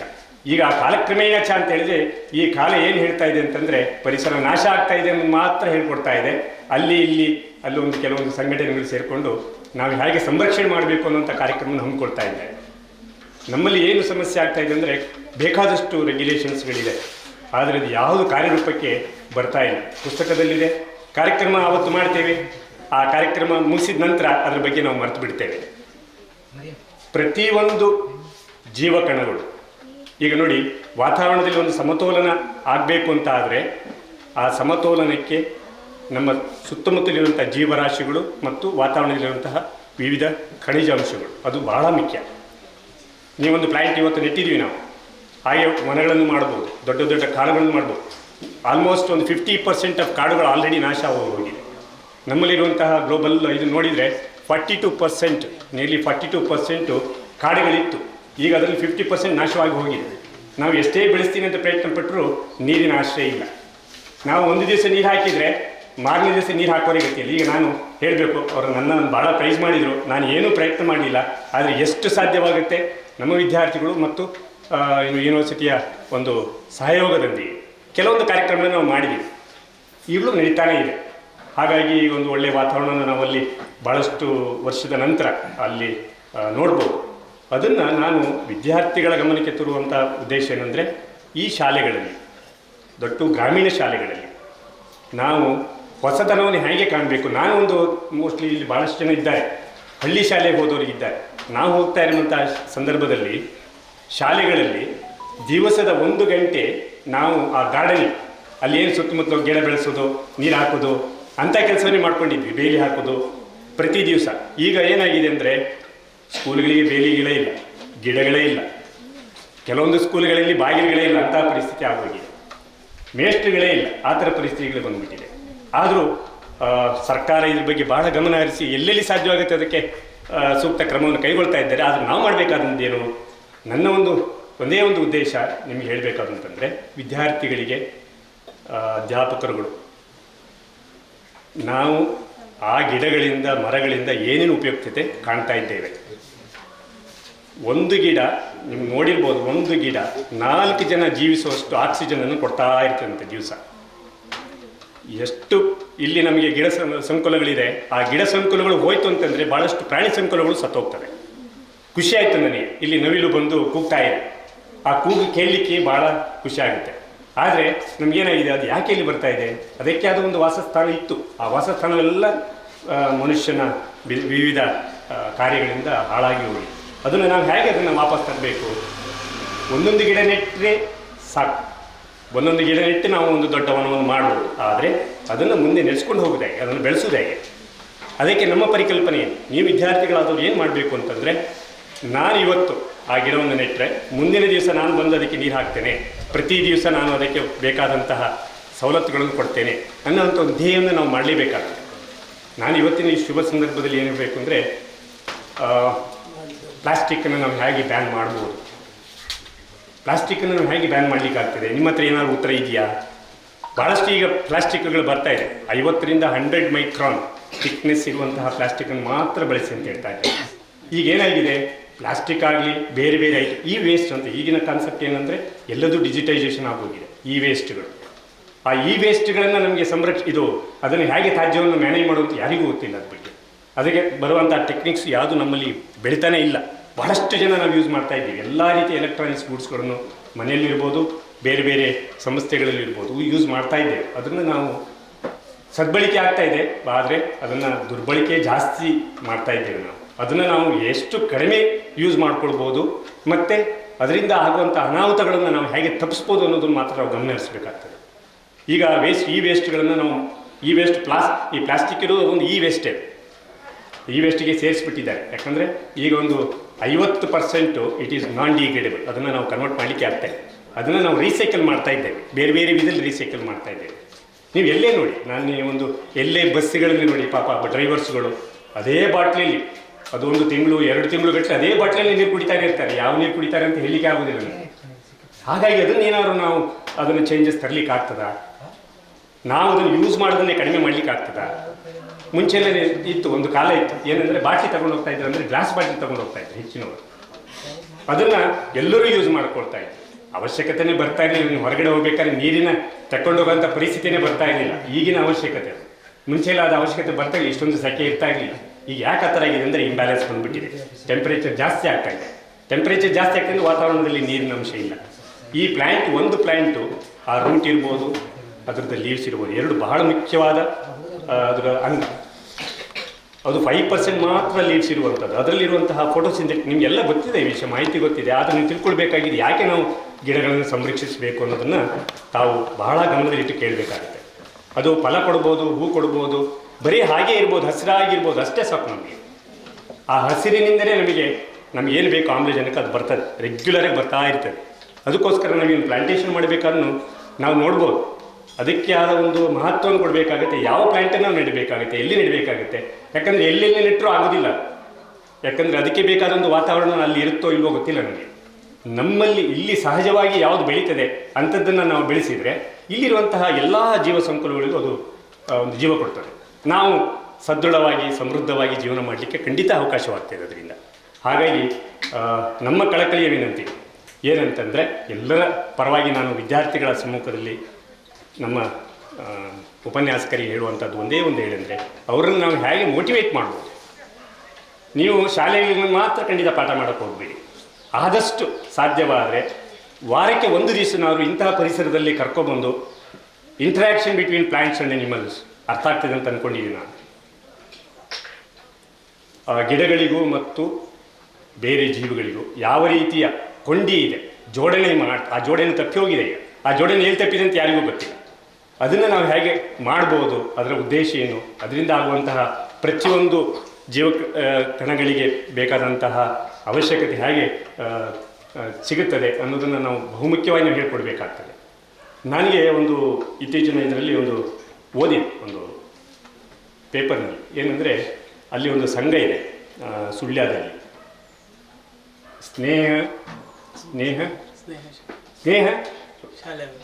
ಸ್ನೇಹ ಶಾಲೆ ಅದು ಸುಳ್ಯದಲ್ಲಿದೆ. ಚಂದ್ರಶೇಖರ್ ದಾಮ್ಲೆ ಅಂತೆಲ್ಲ ಅವರು ಇವತ್ತಿನ ದಿವಸ ಗುಜರಾತಲ್ಲೆಲ್ಲ ಅವರಿಗೆ ಇದು ಮಾಡ್ತಾ ಇದ್ದಾರಂತೆ. ಸನ್ಮಾನ ಸ್ವೀಕರಿಸ್ತಾರೆ ಅನ್ನೋ ಉದ್ದೇಶ ಅಲ್ಲ ನಾನು ಹೇಳ್ತಾ ಇರೋದು. ಅಲ್ಲಿರುವಂತಹ ಶಾಲಾ ಮಕ್ಕಳನ್ನ ಸೇರಿಕೊಂಡು ಶ್ವೇತಪಡಿ ಅಂತ ಏನೋ ಒಂದು ಮಾಡಿದ್ರಂತೆ. ಅದು ಮೊನ್ನೆ ಏನೋ ಪೇಪರ್ನಲ್ಲಿ ಓದ್ತಾ ಇದ್ದೆ. ಏನು ಶ್ವೇತಪಡಿ ಮಾಡಿದ್ರು ಅವರು ಅಂದರೆ, ಈ ವೇಸ್ಟ್ ಮ್ಯಾನೇಜ್ಮೆಂಟನ್ನು ನಾವು ಹಿರಿಯವರಿಗೆ ಯಾರೂ ಹೇಳಲಿಕ್ಕೆ ಆಗ್ತಾ ಇಲ್ಲ, ಕೇಳ್ತಾ ಇಲ್ಲ, ನಮ್ಮ ಮಾತನ್ನು ಯಾರೂ ಕೇಳ್ತಾ ಇಲ್ಲ. ಆ ಥರ ಪರಿಸ್ಥಿತಿ ಬಿಟ್ಟಿದೆ. ಹಾಗಾಗಿ ಅವರೇನು ಮಾಡಿದರು, ವಿದ್ಯಾರ್ಥಿಗಳಲ್ಲಿ ಆ ಶ್ವೇತ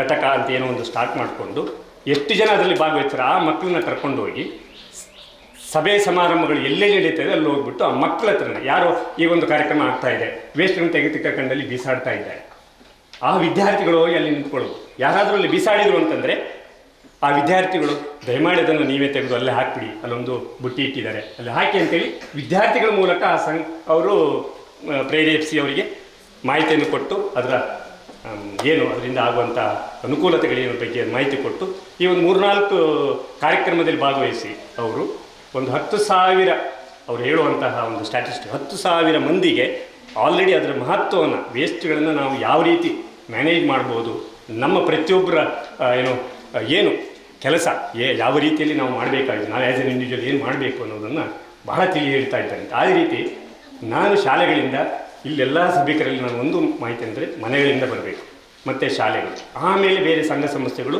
ನಮ್ಮನ್ನು ಕೈ ಜೋಡಿಸ್ಕೊಂಡು ಕರ್ಕೊಂಡು ಹೋಗ್ತಾರೆ ಮುಂದೆ. ಅದು ಬಹಳ ಮುಖ್ಯ. ಅದಕ್ಕೋಸ್ಕರ ನಾವೇನು ಮಾಡ್ಬೋದು, ಇವತ್ತಿನ ಈ ಶುಭ ದಿನದಲ್ಲಿ ಏನು ಮಾಡ್ಬೋದು, ಒಂದು ಓದ್ ತಗೊಳ್ಳೇಬೇಕಾಗ್ತದೆ. ನೀವು ವಿದ್ಯಾರ್ಥಿಗಳು ಏನು ಮಾಡಬೇಕು, ನಿಮ್ಮ ಸುತ್ತಮುತ್ತಲು ಮನೆಗಳು, ನಿಮ್ಮ ಮನೆಯ ಪ್ರತಿಯೊಂದು ಮನೆಯಲ್ಲ ಒಂದು ಲಿಸ್ಟ್ ಮಾಡಿ. ಅವ್ರು ಹೇಳಿದರು ನಿಮ್ಮ ಪ್ರಬಂಧವನ್ನು ಬರೆದುಕೊಡಿ ಅಂತ, ಅದರಲ್ಲಿ ಇದನ್ನು ಸೇರಿಸಿ. ನೀವೇನು ಮಾಡಬೇಕು, ಪ್ರತಿಯೊಬ್ಬರು ಮನೆಗಳಿಗೆ ಹೋಗಿ ನೀವೊಂದು 10 ಮನೆಗಳನ್ನು ತೆಕ್ಕೊಳ್ಳಿ. ಆ 10 ಮನೆಗಳಿಗೆ ಹೋಗಿ ವೇಸ್ಟ್ ಯಾವುದು, ಯೂಸ್ಫುಲ್ ಯಾವುದು, ವೇಸ್ಟ್ ಯಾವುದು, ಯೂಸ್ಫುಲ್ ಯಾವುದು, ಅದನ್ನು ನೋಟ್ ಮಾಡ್ಕೊಂಬನ್ನಿ. ಅದರಲ್ಲಿ ಯಾವ ವೇಸ್ಟನ್ನು ನಾವು ಕನ್ವರ್ಟ್ ಮಾಡ್ಬೋದು, ಅದನ್ನು ರೀಸೈಕಲ್ ಮಾಡ್ಬೋದು. 4 R ಇದೆ: recycle, reuse, reduce and repair ಅಂತ. ಭಾಳಷ್ಟು ಆರ್ಗಳು ಸೇರ್ತಾ ಇದೆ. ಮುಂಚೆ 1973 ಒಂದೇ R, ರಿಸರ್ವ್ ಅಂತ. ಅಂದರೆ ಮುಂದಿನ ಪೀಳಿಗೆಗೆ ಒಂದು ಪ್ರೊಟೆಕ್ಷನ್ ಕೊಡುವ ಅನ್ನೋದು ರಿಸರ್ವ್ ಅನ್ನೋ ಒಂದೇ ಕಾನ್ಸೆಪ್ಟ್ ಇದೆ. ಈಗ ಎಲ್ಲ ಆರ್ಗಳು ಸೇರ್ತಾ ಇದೆ, ಯಾಕಂದರೆ ನಾವು ಭಾಳಷ್ಟು ಚೇಂಜಸ್ಗಳನ್ನು ಮಾಡ್ಕೊಂಡ್ಬಿಟ್ಟಿದ್ದೀವಿ. ಈಗ ಆ ಆರ್ಗಳನ್ನೆಲ್ಲನೂ ಸೇರಿಸ್ಕೋಬೇಕಾಗಿದೆ ಮತ್ತು ಒಂದೇ ಆರ್ ಆಗಬೇಕಾಗಿದೆ. ಅದಕ್ಕೋಸ್ಕರ ನೀವೇನು ಮಾಡಬೇಕು, ಪ್ರತಿ ಮನೆಗಳಿಗೆ ಹೋಗಿ ಒಂದು ಲಿಸ್ಟ್ ಮಾಡ್ಕೊಳ್ಳಿ. ಆಮೇಲೆ ನೀವು ಶಾಲೆಗೆ ಬಂದು ನಿಮ್ಮ ಉಪನ್ಯಾಸಕರ ಮೂಲಕ ಕೇಳ್ಕೊಳ್ಳಿ, ಇದಕ್ಕೆ ಏನಾದರೂ ನಮ್ಮಲ್ಲಿ ಮಾಹಿತಿ ಇದೆಯಾ, ಅದನ್ನು ನಾವೇನಾದರೂ ಅವಾಯ್ಡ್ ಮಾಡ್ಬೋದಾ, ಅದಕ್ಕೆ ನಾವೊಂದು ಅವೇರ್ನೆಸ್ ಕ್ಯಾಂಪೇನ್ ಥರ ಆ ಹಳ್ಳಿಗಳಲ್ಲಿ ಮಾಡಲಿಕ್ಕೆ ಸಾಧ್ಯತೆ ಇದೆಯಾ. ಎಲ್ಲ ಸಂಘ ಒಂದು ಖಂಡಿತ ಮುಂದೆ ಬರ್ತದೆ, ನೀವು ಮಾತ್ರ ಒಂದು ಪಡೆಯಾಗಿ ಮುಂದೆ ಬರಬೇಕಾಗ್ತದೆ. ಅದು ಮತ್ತು ಪ್ಲಾಸ್ಟಿಕ್ಕನ್ನು ಆದಷ್ಟು ಅವಾಯ್ಡ್ ಮಾಡಲಿಕ್ಕೆ ನಿಮ್ಮಲ್ಲಿ ಏನು ಸಾಧ್ಯತೆ ಇದೆ ಅದನ್ನು ನೋಡ್ಕೊಳ್ಳಿ. ನೀವು ನಂಬ್ತೀರಾ ಇಲ್ವೋ, ಒಂದೇ ಕೊಡೆ ಉಟ್ಕೊಂಡು ಹೋಗ್ತಾ ಇದ್ವಿ, ಎಲ್ಲರೂ ಇದ್ದಾರೆ ಅದ್ರ ಜೊತೆಯಲ್ಲಿ. ಒಂದೇ ಕಾಟನ್ ಮತ್ತು ವುಡನ್ ಹ್ಯಾಂಡ್ ಇರುವಂತಹ ಕೊಡೆಗೆ ಇಟ್ಕೊಂಡು ಚಪ್ಪಲಿಂದನೇ ಹೋಗ್ತಾ ಇರುವಂತಹ ಕಾಲ ಇತ್ತು ನಾವು ಶಾಲೆ ಹೋಗ್ತಾ ಇರಬೇಕಾದ್ರೆ. ಮಳೆಗಳು, ಈಗ ಮಳೆ ಇಲ್ಲವೇ ಇಲ್ಲ. ಹೇಳ್ತಾ ಇದ್ರು ಯಾರೊಬ್ಬರು ನಮ್ಮ ಸ್ನೇಹಿತರು, ಜೂನ್ 10 ಆದರೂ ಮಳೆಗಾಲ ಶುರುವಾಗುವ ಸಾಧ್ಯತೆಗಳಿಲ್ಲ ಅಂತೇಳಿ. ಅಲ್ಲಲ್ಲಿ ಮಳೆಗಳು ಸಾಧಾರಣದಿಂದ ಭಾರೀ ಮಳೆಗಾಲ ಆಗುತ್ತದೆ ಅಂತ ಈಗಿನ ಸೂಚನೆಗಳು ಹೇಳ್ತದೆ. ಮುಂಚೆ ಏನಾಗಿತ್ತಂದರೆ ಮೇ ಎಂಡ್ ಆದ ತಕ್ಷಣ ಮಳೆಗಾಲ ಬಂದೇ ಬರ್ತಾ ಇತ್ತು, ಗ್ಯಾರಂಟಿಯಾಗಿ. ಇಷ್ಟು ಮಳೆ ಆಗುತ್ತೆ ಅಂತ ಒಂದು ಸೂಚನೆಗಳನ್ನು ಕೊಡ್ತಾ ಇದ್ದು. ಅದಕ್ಕೆ ಮಳೆಗಾಲಕ್ಕೆ ತಕ್ಕಂಥ ತಯಾರಿಗಳನ್ನು ಮನೆಗಳನ್ನು ಮಾಡ್ಕೊಂಡ್ಬಿಡ್ತಾ ಇತ್ತು. ಯಾವುದೇ ರೀತಿಯ ಒಂದು ಗೊಂದಲ ಇರ್ತಾ ಇರಲಿಲ್ಲ. ಈಗ ಹಾಗಾಗ್ತಾ ಇಲ್ಲ. ನೀರಿಗೋಸ್ಕರ ಹಾಹಾಕಾರ ಇದೆ, ನೀರಿನ ಪ್ರವಾಹಕ್ಕೋಸ್ಕರ ಈಗ ಏನಾಗಿದೆ, ಪ್ರವಾಹ ನಮಗೆ ನೀರಿನ ಅಭಾವದಿಂದ ಪ್ರವಾಹ ಆಗ್ತಾ ಇದೆ. ಆ ಪ್ರವಾಹದಿಂದ ಭಾಳಷ್ಟು ಸಮಸ್ಯೆಗಳು ಬರ್ತಾನೇ ಇದೆ. ಅದಕ್ಕೆ ಯಾವುದಕ್ಕೂ ನಮ್ಮ ಹತ್ರ ಉತ್ತರ ಇಲ್ಲ. ಅದಕ್ಕೇನೆಂದರೆ ನಾವು ನಮ್ಮಲ್ಲಿ ಸುತ್ತಮುತ್ತಿರುವಂತಹ ಎಲ್ಲ ಜೀವ ಸಂಕುಲಗಳನ್ನು ಪ್ರೀತಿಸಬೇಕು. ಫಸ್ಟ್ ಮನುಷ್ಯರನ್ನ ಪ್ರೀತಿಸ್ಕೊಳ್ಳೋಣ, ಎಲ್ಲರೂ ಯಾವುದೇ ರೀತಿಯ ಜಾತಿ ಭೇದಗಳು ಎಲ್ಲರೂ ಒಂದಾಗೋಣ. ಮತ್ತು ನಮಗೆ ಬೇಕಾದಂಥ ಅವಶ್ಯಕತೆಗಳಿಗೆ ಎಲ್ಲರೂ ಕೈ ಜೋಡಿಸ್ಕೊಂಡು ಅದನ್ನು ಸಂರಕ್ಷಿಸೋಣ. ಅದು ಮಾತ್ರ ಬಹಳ ಮುಖ್ಯ. ಸೊ ಹಾಗಾಗಿ ಆ ಕೆಲಸವನ್ನು ನೀವೊಂದು ಮಾಡಿ. ಇನ್ನೊಂದು, ನಾನು ಮಾಸ್ಟರ್ಗಳಿದ್ದಾರೆ ಇಲ್ಲಿ, ಅವರಿಗೆ ಒಂದು ಕೇಳ್ಕೊಳ್ಳೋದಂದರೆ, ಇಲ್ಲಿ ಭಾಳಷ್ಟು ಪಂಚಾಯತಿ ಶಾಲೆಗಳಿದೆ. ನಮ್ಮ ತಾಲೂಕು ಪಂಚಾಯತಿ ಅಧ್ಯಕ್ಷರು ಇಲ್ಲೇ ಇದ್ದಾರೆ.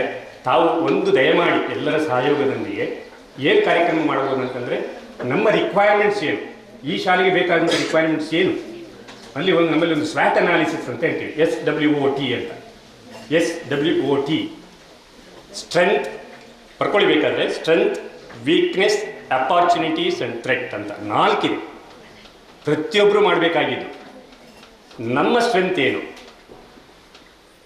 ಅಪಾರ್ಚುನಿಟೀಸ್ ಏನಿದೆ ನನಗೆ, strength, opportunities, strength, weakness, opportunities and threat. ನನಗೆ ಏನು ಸ್ಟ್ರೆಂತ್ ಇದೆ, ಏನು ವೀಕ್ನೆಸ್ ಇದೆ, ಏನು ಅಪಾರ್ಚುನಿಟೀಸ್ ಇದೆ, ಏನು ಥ್ರೆಟ್ ಇದೆ. ಅಂದರೆ ಸಮಸ್ಯೆಗಳು ಯಾವ ರೀತಿ ಬರ್ತಾ ಇದೆ, ಆ ಸಮಸ್ಯೆಗಳು ಬರ್ತಾ ಇರೋದಕ್ಕೆ ನನ್ನ ಹತ್ರ ಏನು ಅಸ್ತ್ರ ಇದೆ, ಅದನ್ನು ನಾನು ಯಾವ ರೀತಿ ಬಳಸ್ಕೋಬೇಕು, ಯಾರಿಗೂ ತೊಂದರೆ ಆಗದ ರೀತಿಯಲ್ಲಿ ಯಾವ ರೀತಿ ಬಳಸ್ಕೊಳ್ಬೋದು, ಯಾವ ಜೀವ ಸಂಕುಲಕ್ಕೂ ತೊಂದರೆ ಆಗಿದೆ ಯಾವ ರೀತಿ ಬಳಸ್ಕೋಬೋದು, ಅದನ್ನು ಪ್ರತಿಯೊಬ್ಬರು ಮಾಡಬೇಕಾದಂಥ ಕರ್ತವ್ಯ. ಈಗ ನಾನು ಯಾಕೆ ಈ ಮಾತು ಹೇಳ್ತಾ ಇದ್ದೀನಿ ಅಂದರೆ, ಈ ಶಾಲೆ ಇದೆ, ಆ ಶಾಲೆಯಲ್ಲಿ ಬಹಳಷ್ಟು ಒಳ್ಳೆಯ ಗುಣಗಳಿದೆ. ಅದನ್ನು ನಾವು ನೋಡ್ಕೋಬೇಕಾಗತ್ತೆ. ಎಲ್ಲ ಪಂಚಾಯತ್ ಸದಸ್ಯರು ಇರ್ಬೋದು, ಇಲ್ಲಿರುವಂತಹ ಸಭಿಕರಿರ್ಬೋದು. ನಾನು ಹೇಳಬೇಕಾಗಿದ್ದು ಅದೊಂದೇ, ನಾವು ನೋಡ್ಕೊಂಡು ಫಸ್ಟ್ ನಮ್ಮ ಶಾಲೆಗೆ ಏನು ಅವಶ್ಯಕತೆ ಇದೆ ಅದು ನೋಡೋಣ. ಆ ಅವಶ್ಯಕತೆಯನ್ನು ನಾವು ನಮ್ಮ ಗೌರ್ಮೆಂಟ್ ರೆಪ್ರೆಸೆಂಟೇಟಿವ್ಸ್ ಇರ್ತಾರೆ, ಅದರಿಂದ ಹೇಗೆ ಫುಲ್ಫಿಲ್ ಮಾಡಲಿಕ್ಕಾಗುತ್ತೆ ಅದನ್ನು ನೋಡೋಣ. ಅದನ್ನು ಮಳೆ ಕೊಯ್ಲು ನೀರು ಇರ್ಬೋದು, ರೈನ್ ಹಾರ್ವೆಸ್ಟಿಂಗ್ ಅಥವಾ ಬೇರೆ ಯಾವುದೇ ರೀತಿಯ ಕಾರ್ಯಕ್ರಮಗಳು, ಅದನ್ನು ಯಾವ ರೀತಿ ಕಾರ್ಯಕ್ರಮವನ್ನು ನಾವು ಸಂಯೋಗಿಸ್ಬೋದು ಅನ್ನೋದನ್ನು ವಿದ್ಯಾರ್ಥಿಗಳಿಗೆ ಹೇಳ್ಕೊಟ್ಟಂಗೂ ಆಗುತ್ತೆ.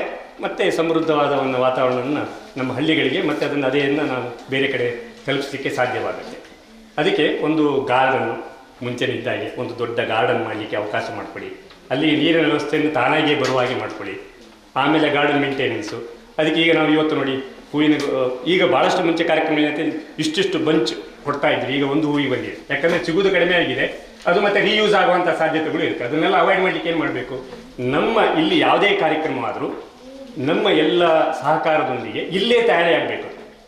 ಅದು ಸ್ವಸಹಾಯ ಸಂಘ ಅಂತ ಒಂದಿದೆ. ಸ್ವಸಹಾಯ ಸಂಘದವರು ಇಲ್ಲಿ ಏನು ಮಾಡಬೇಕಾದ್ರು, ನಾವು ಏನು ಮಾಡ್ಬೋದು, ಗ್ರಾಮೀಣಾಭಿವೃದ್ಧಿ ಮಾಡಲಿಕ್ಕೆ ನಾವು ಏನೇನು ಕಾರ್ಯಕ್ರಮ ಹಮ್ಮಿಕೊಳ್ಬೋದು, ಅದು ನಮ್ಮ ಎಲ್ಲ ಸವಲತ್ತುಗಳನ್ನು ಹೇಗೆ ಫುಲ್ಫಿಲ್ ಮಾಡುತ್ತೆ, ಅದಕ್ಕೆ ಕಾರ್ಯಕ್ರಮ. ನಾನು ಅದಕ್ಕೆ ಹೇಳೋದು, ಒಂದು ಗಾರ್ಡನಲ್ಲಿ ಗುಲಾಬಿ ಗಿಡನೇ ನೆಡಿ ನೀವು. ಅದಕ್ಕೆ ನೀವೇ ಪ್ರತಿಯೊಬ್ಬರು ನಿಮ್ಮ ತಂದೆ ತಾಯಿಗಳ ಅವತ್ತಿನ ಹುಟ್ಟುಹಬ್ಬದ ದಿವಸ ಅವ್ರ ಹತ್ರ ಬಂದು ಒಂದು ಗಿಡವನ್ನು ನೆಡೆಸಿ, ನಿಮ್ಮ ಶಾಲೆಯಲ್ಲೇ ನೆನೆಸಿ, ನಿಮ್ಮ ಶಾಲೆಯಲ್ಲೇ ಒಂದು ಹೂವಿನ ಗಿಡ ನೆಡೆಸಿ, ಅದಕ್ಕೆ ನೀರು ಹಾಕಿ, ಫಲ ಬರುವಂತಹ ಗಿಡಗಳನ್ನು ಸುತ್ತಮುತ್ತಲು ನೆಡಿ.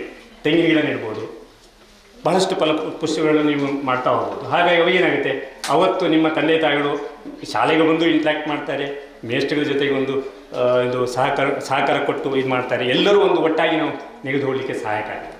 ಸೊ ಹಾಗಾಗಿ ಭಾಳಷ್ಟು ವಿಷಯಗಳು ನಿಮಗೆ ಇಂಟರ್ನೆಟ್ಟಲ್ಲಿ ಬರ್ತದೆ. ನನಗೆ ಗೊತ್ತುಂಟು, ಈಗ ನಾವು ಇಲ್ಲಿ ಇದ್ದಂಥ ವಿದ್ಯಾರ್ಥಿಗಳಲ್ಲಿ ಎಷ್ಟು ಜನ ಮೊಬೈಲ್ ಯೂಸ್ ಮಾಡ್ತಾ ಇದ್ದಾರೆ, ಆ ಮೊಬೈಲಿಂದ ಆಗುವಂತಹ ತೊಂದರೆಗಳೇನು, ಅದನ್ನು ಭಾಳಷ್ಟು ಗಮನಿಸಿ.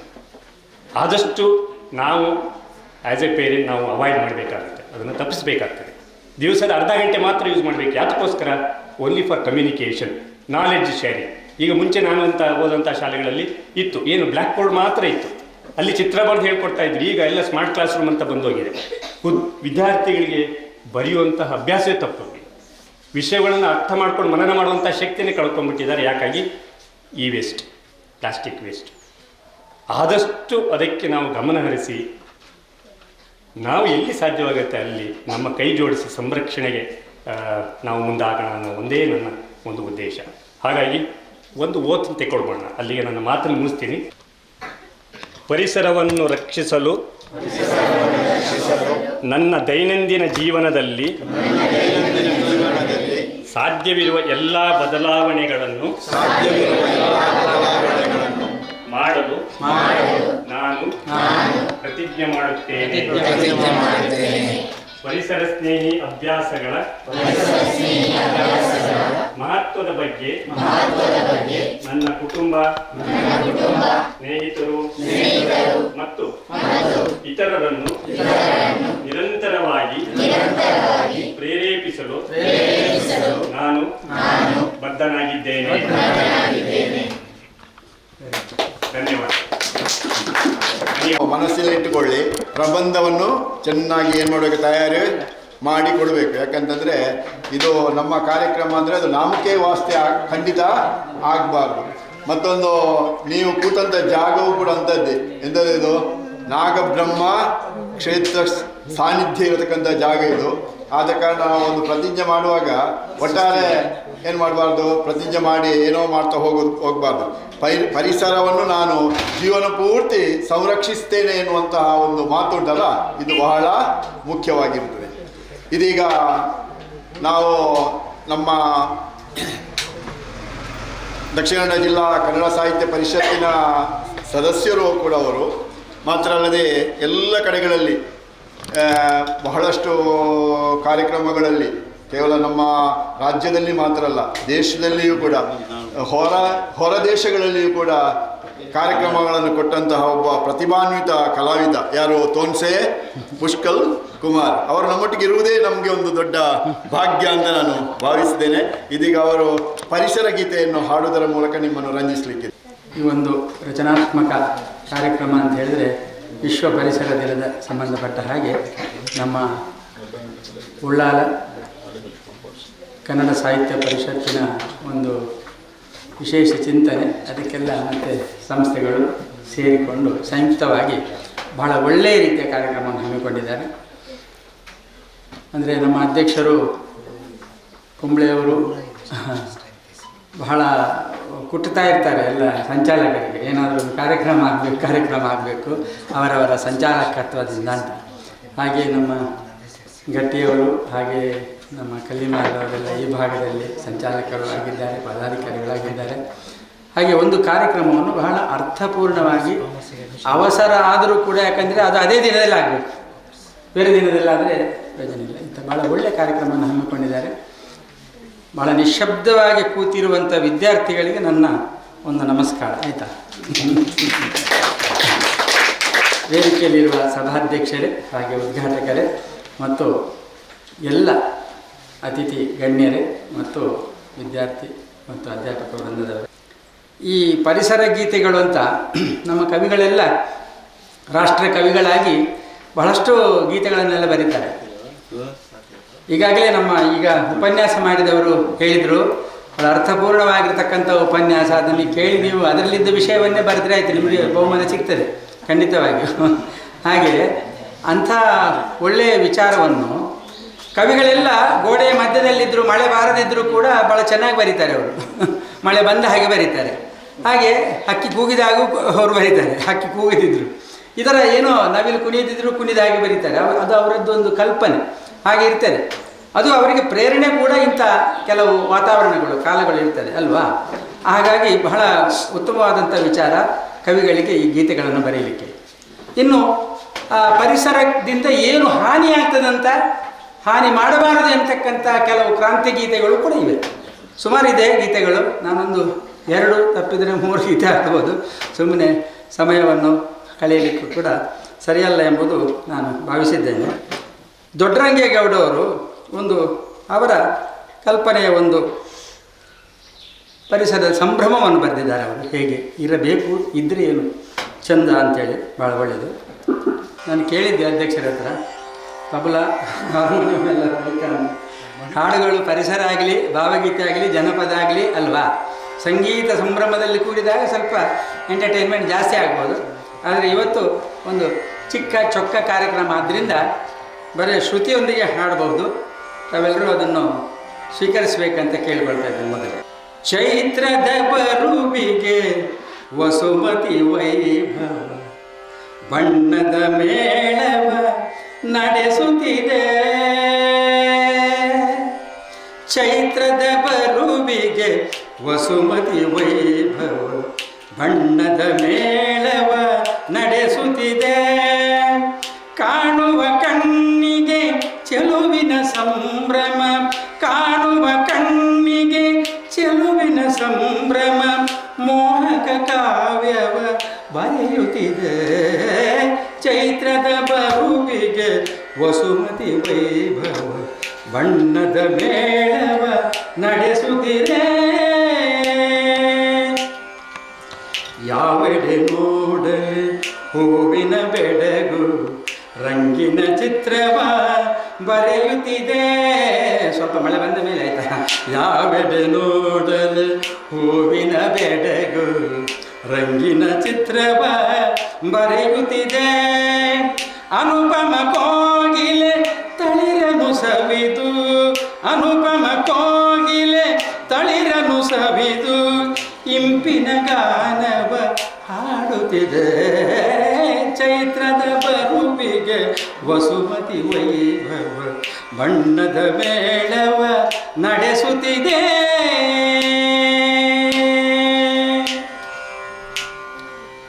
ನೀಲಿಯ ಗಗನದಿ ಬೆಳ್ಳಿಯ ಮುಗಿಲು ಹಾಲಿನ ಹರವಿಯ ಚೆಲ್ಲುತ್ತಿದೆ. ನೀಲಿಯ ಗಗನದಿ ಬೆಳ್ಳಿಯ ಮುಗಿಲು ಹಾಲಿನ ಹರವಿಯ ಚೆಲ್ಲುತ್ತಿದೆ. ಹುಣ್ಣಿಮೆ ಚಂದಿರ ಕಂಪನು ಸುರಿದು, ಹುಣ್ಣಿಮೆ ಚಂದಿರ ಕಂಪನು ಸುರಿದು ಕವಿತೆಗೆ ಪ್ರೇರಣೆ ತುಂಬುತ್ತಿದೆ. ಚೈತ್ರದ ಬರುವಿಗೆ ವಸುಮತಿ ವೈಭವ ಬಣ್ಣದ ಮೇಳವ ನಡೆಸುತ್ತಿದೆ. ಕಾಣುವ ಕಣ್ಣಿಗೆ ಚೆಲುವಿನ ಸಂಭ್ರಮ, ಕಾಣುವ ಕಣ್ಣಿಗೆ ಚೆಲುವಿನ ಸಂಭ್ರಮ, ಮೋಹಕ ಕಾವ್ಯವ ಬರೆಯುತ್ತಿದೆ. ಚೈತ್ರದ ಬರುವಿಗೆ ವಸುಮತಿ ವೈಭವ ಬಣ್ಣದ ಮೇಳವ ನಡೆಸುತ್ತಿದೆ ಅಲ್ವಾ. ಎಲ್ಲ ಕಾಲಗಳು ಬರಬೇಕು, ಆಯಾ ಕಾಲಕ್ಕೆ ಏನೆಲ್ಲ ಆಗ್ತದೆ ಅಂತ ಕವಿಗಳಿಗೆ ಕಲ್ಪನೆ ಇದೆ. ಎಲ್ಲರಿಗೂ ಗೊತ್ತಿದ್ರೆ ಅದನ್ನೆಲ್ಲ ಹುಡುಕಾಡಿಕೊಳ್ಬೇಕು ನಾವು ಅಲ್ವಾ. ಈ ಪರಿಸರ ನೋಡಿ, ಇಲ್ಲಿ ಹಸಿರು ಹಸಿರು ಕಾಣ್ತಾ ಉಂಟು.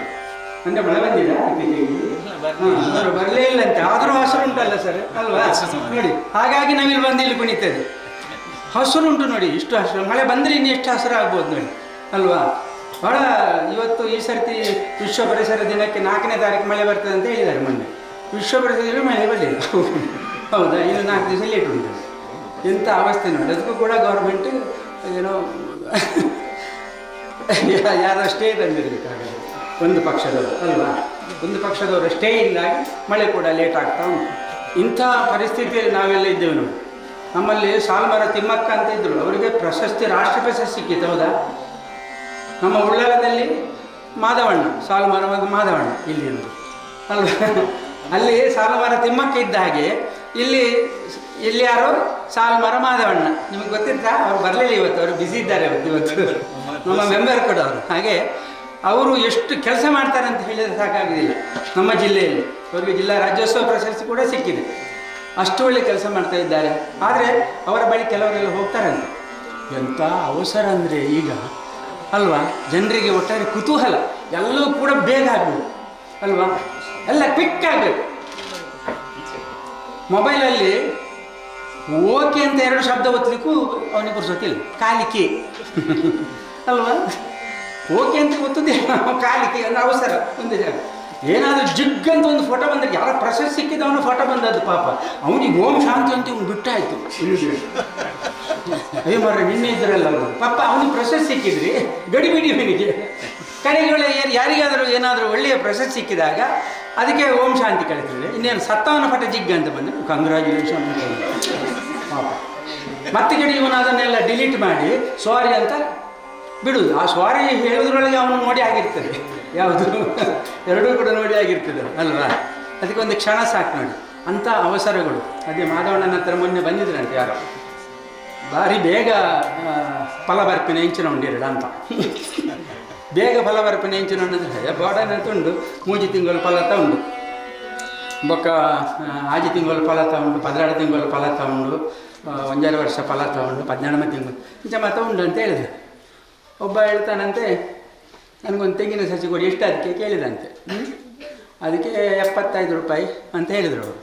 ಬೇಗ ಫಲ ಬರ್ತೀನವ ಅಂದರೆ, ಇನ್ನು ಕಾಂಡಕ್ಕೆ ನಾಡಿನ ಬೈಯಾಡವ ಅಂತ ಕೇಳಿ, ಇನ್ನು ಕಾಂಡೆ ನಾಡಿನ ಬೈಯಾಡು ಮೀನು ಬೊಂಡ ತಿಕ್ಕುವ ಕೇಳಿ ಆಗ. ಅಂದರೆ ಬೆಳಿಗ್ಗೆ ನೆಟ್ಟರೆ ಸಂಜೆ ಬೊಂಡ ಸಿಗ್ತದೆ ಅಂತ ಕೇಳ್ತದೆ. ಅದಕ್ಕೆ ಅವರು ಹೇಳಿದ್ರಂತೆ, ಅಲ್ಲ ಬೆಳಿಗ್ಗೆ ನಡಿ, ಸಂಜೆ ಬೊಂಡ ಸಿಗಬೇಕಾದ್ರೆ 75ಕ್ಕೆ ಮತ್ತೊಂದು 35 ರೂಪಾಯಿ ಸೇರಿಸ್ಕೊಡ್ಬೇಕು ಅಂತ ಹೇಳಿದ್ರೆ. ಆಯಿತು ಯಾರು ಮಲ್ಲೇಜ ಕೊರ್ಕ ಅಂತ ಹೇಳಿದ್ರು. ಮತ್ತೆ 35 ರೂಪಾಯಿ ತೆಗೆಸ್ಕೊಟ್ರು. ಕಡೆಗೆ ಈ ಮಾಧವಣ್ಣನ ಒಂದು ಜನ ಸಂಜೆ ಒಂದು ಬೊಂಡ ಹಿಡ್ಕೊಂಡು ಬಂತು ಅವ್ರ ಮನೆಗೆ. ಇದು ವಿಷಯ. 35 ರೂಪಾಯಿ ಅಂಗಡಿಯಲ್ಲಿ ಅವ್ರು ಬೊಂಡದಕ್ಕೆ, ಮತ್ತೆ ಬೆಳಿಗ್ಗೆ ನೆಟ್ಟರೆ ಸಂಜೆ ಬೊಂಡ ತೆಗೆದು ಹೇಗೆ ಬರೋದು? ಇಷ್ಟು ಅವಸರದಲ್ಲಿದ್ದಾರೆ ಪರಿಸರದ ಒಂದು ಗಿಡ ನೆಡುವವರು ಎಲ್ಲ. ನನ್ನ ಸ್ನೇಹಿತರಾಗಿರ್ತಕ್ಕಂಥ ಭಾಸ್ಕರ ಕುಕ್ಕೋಳಿ ಅವರು ಒಂದು ಗೀತೆಯನ್ನು ಬರೆದರು, ವಿಶ್ವ ಪರಿಸರಕ್ಕೆ ಬರೆದಂಥ ಒಂದು ಗೀತೆ.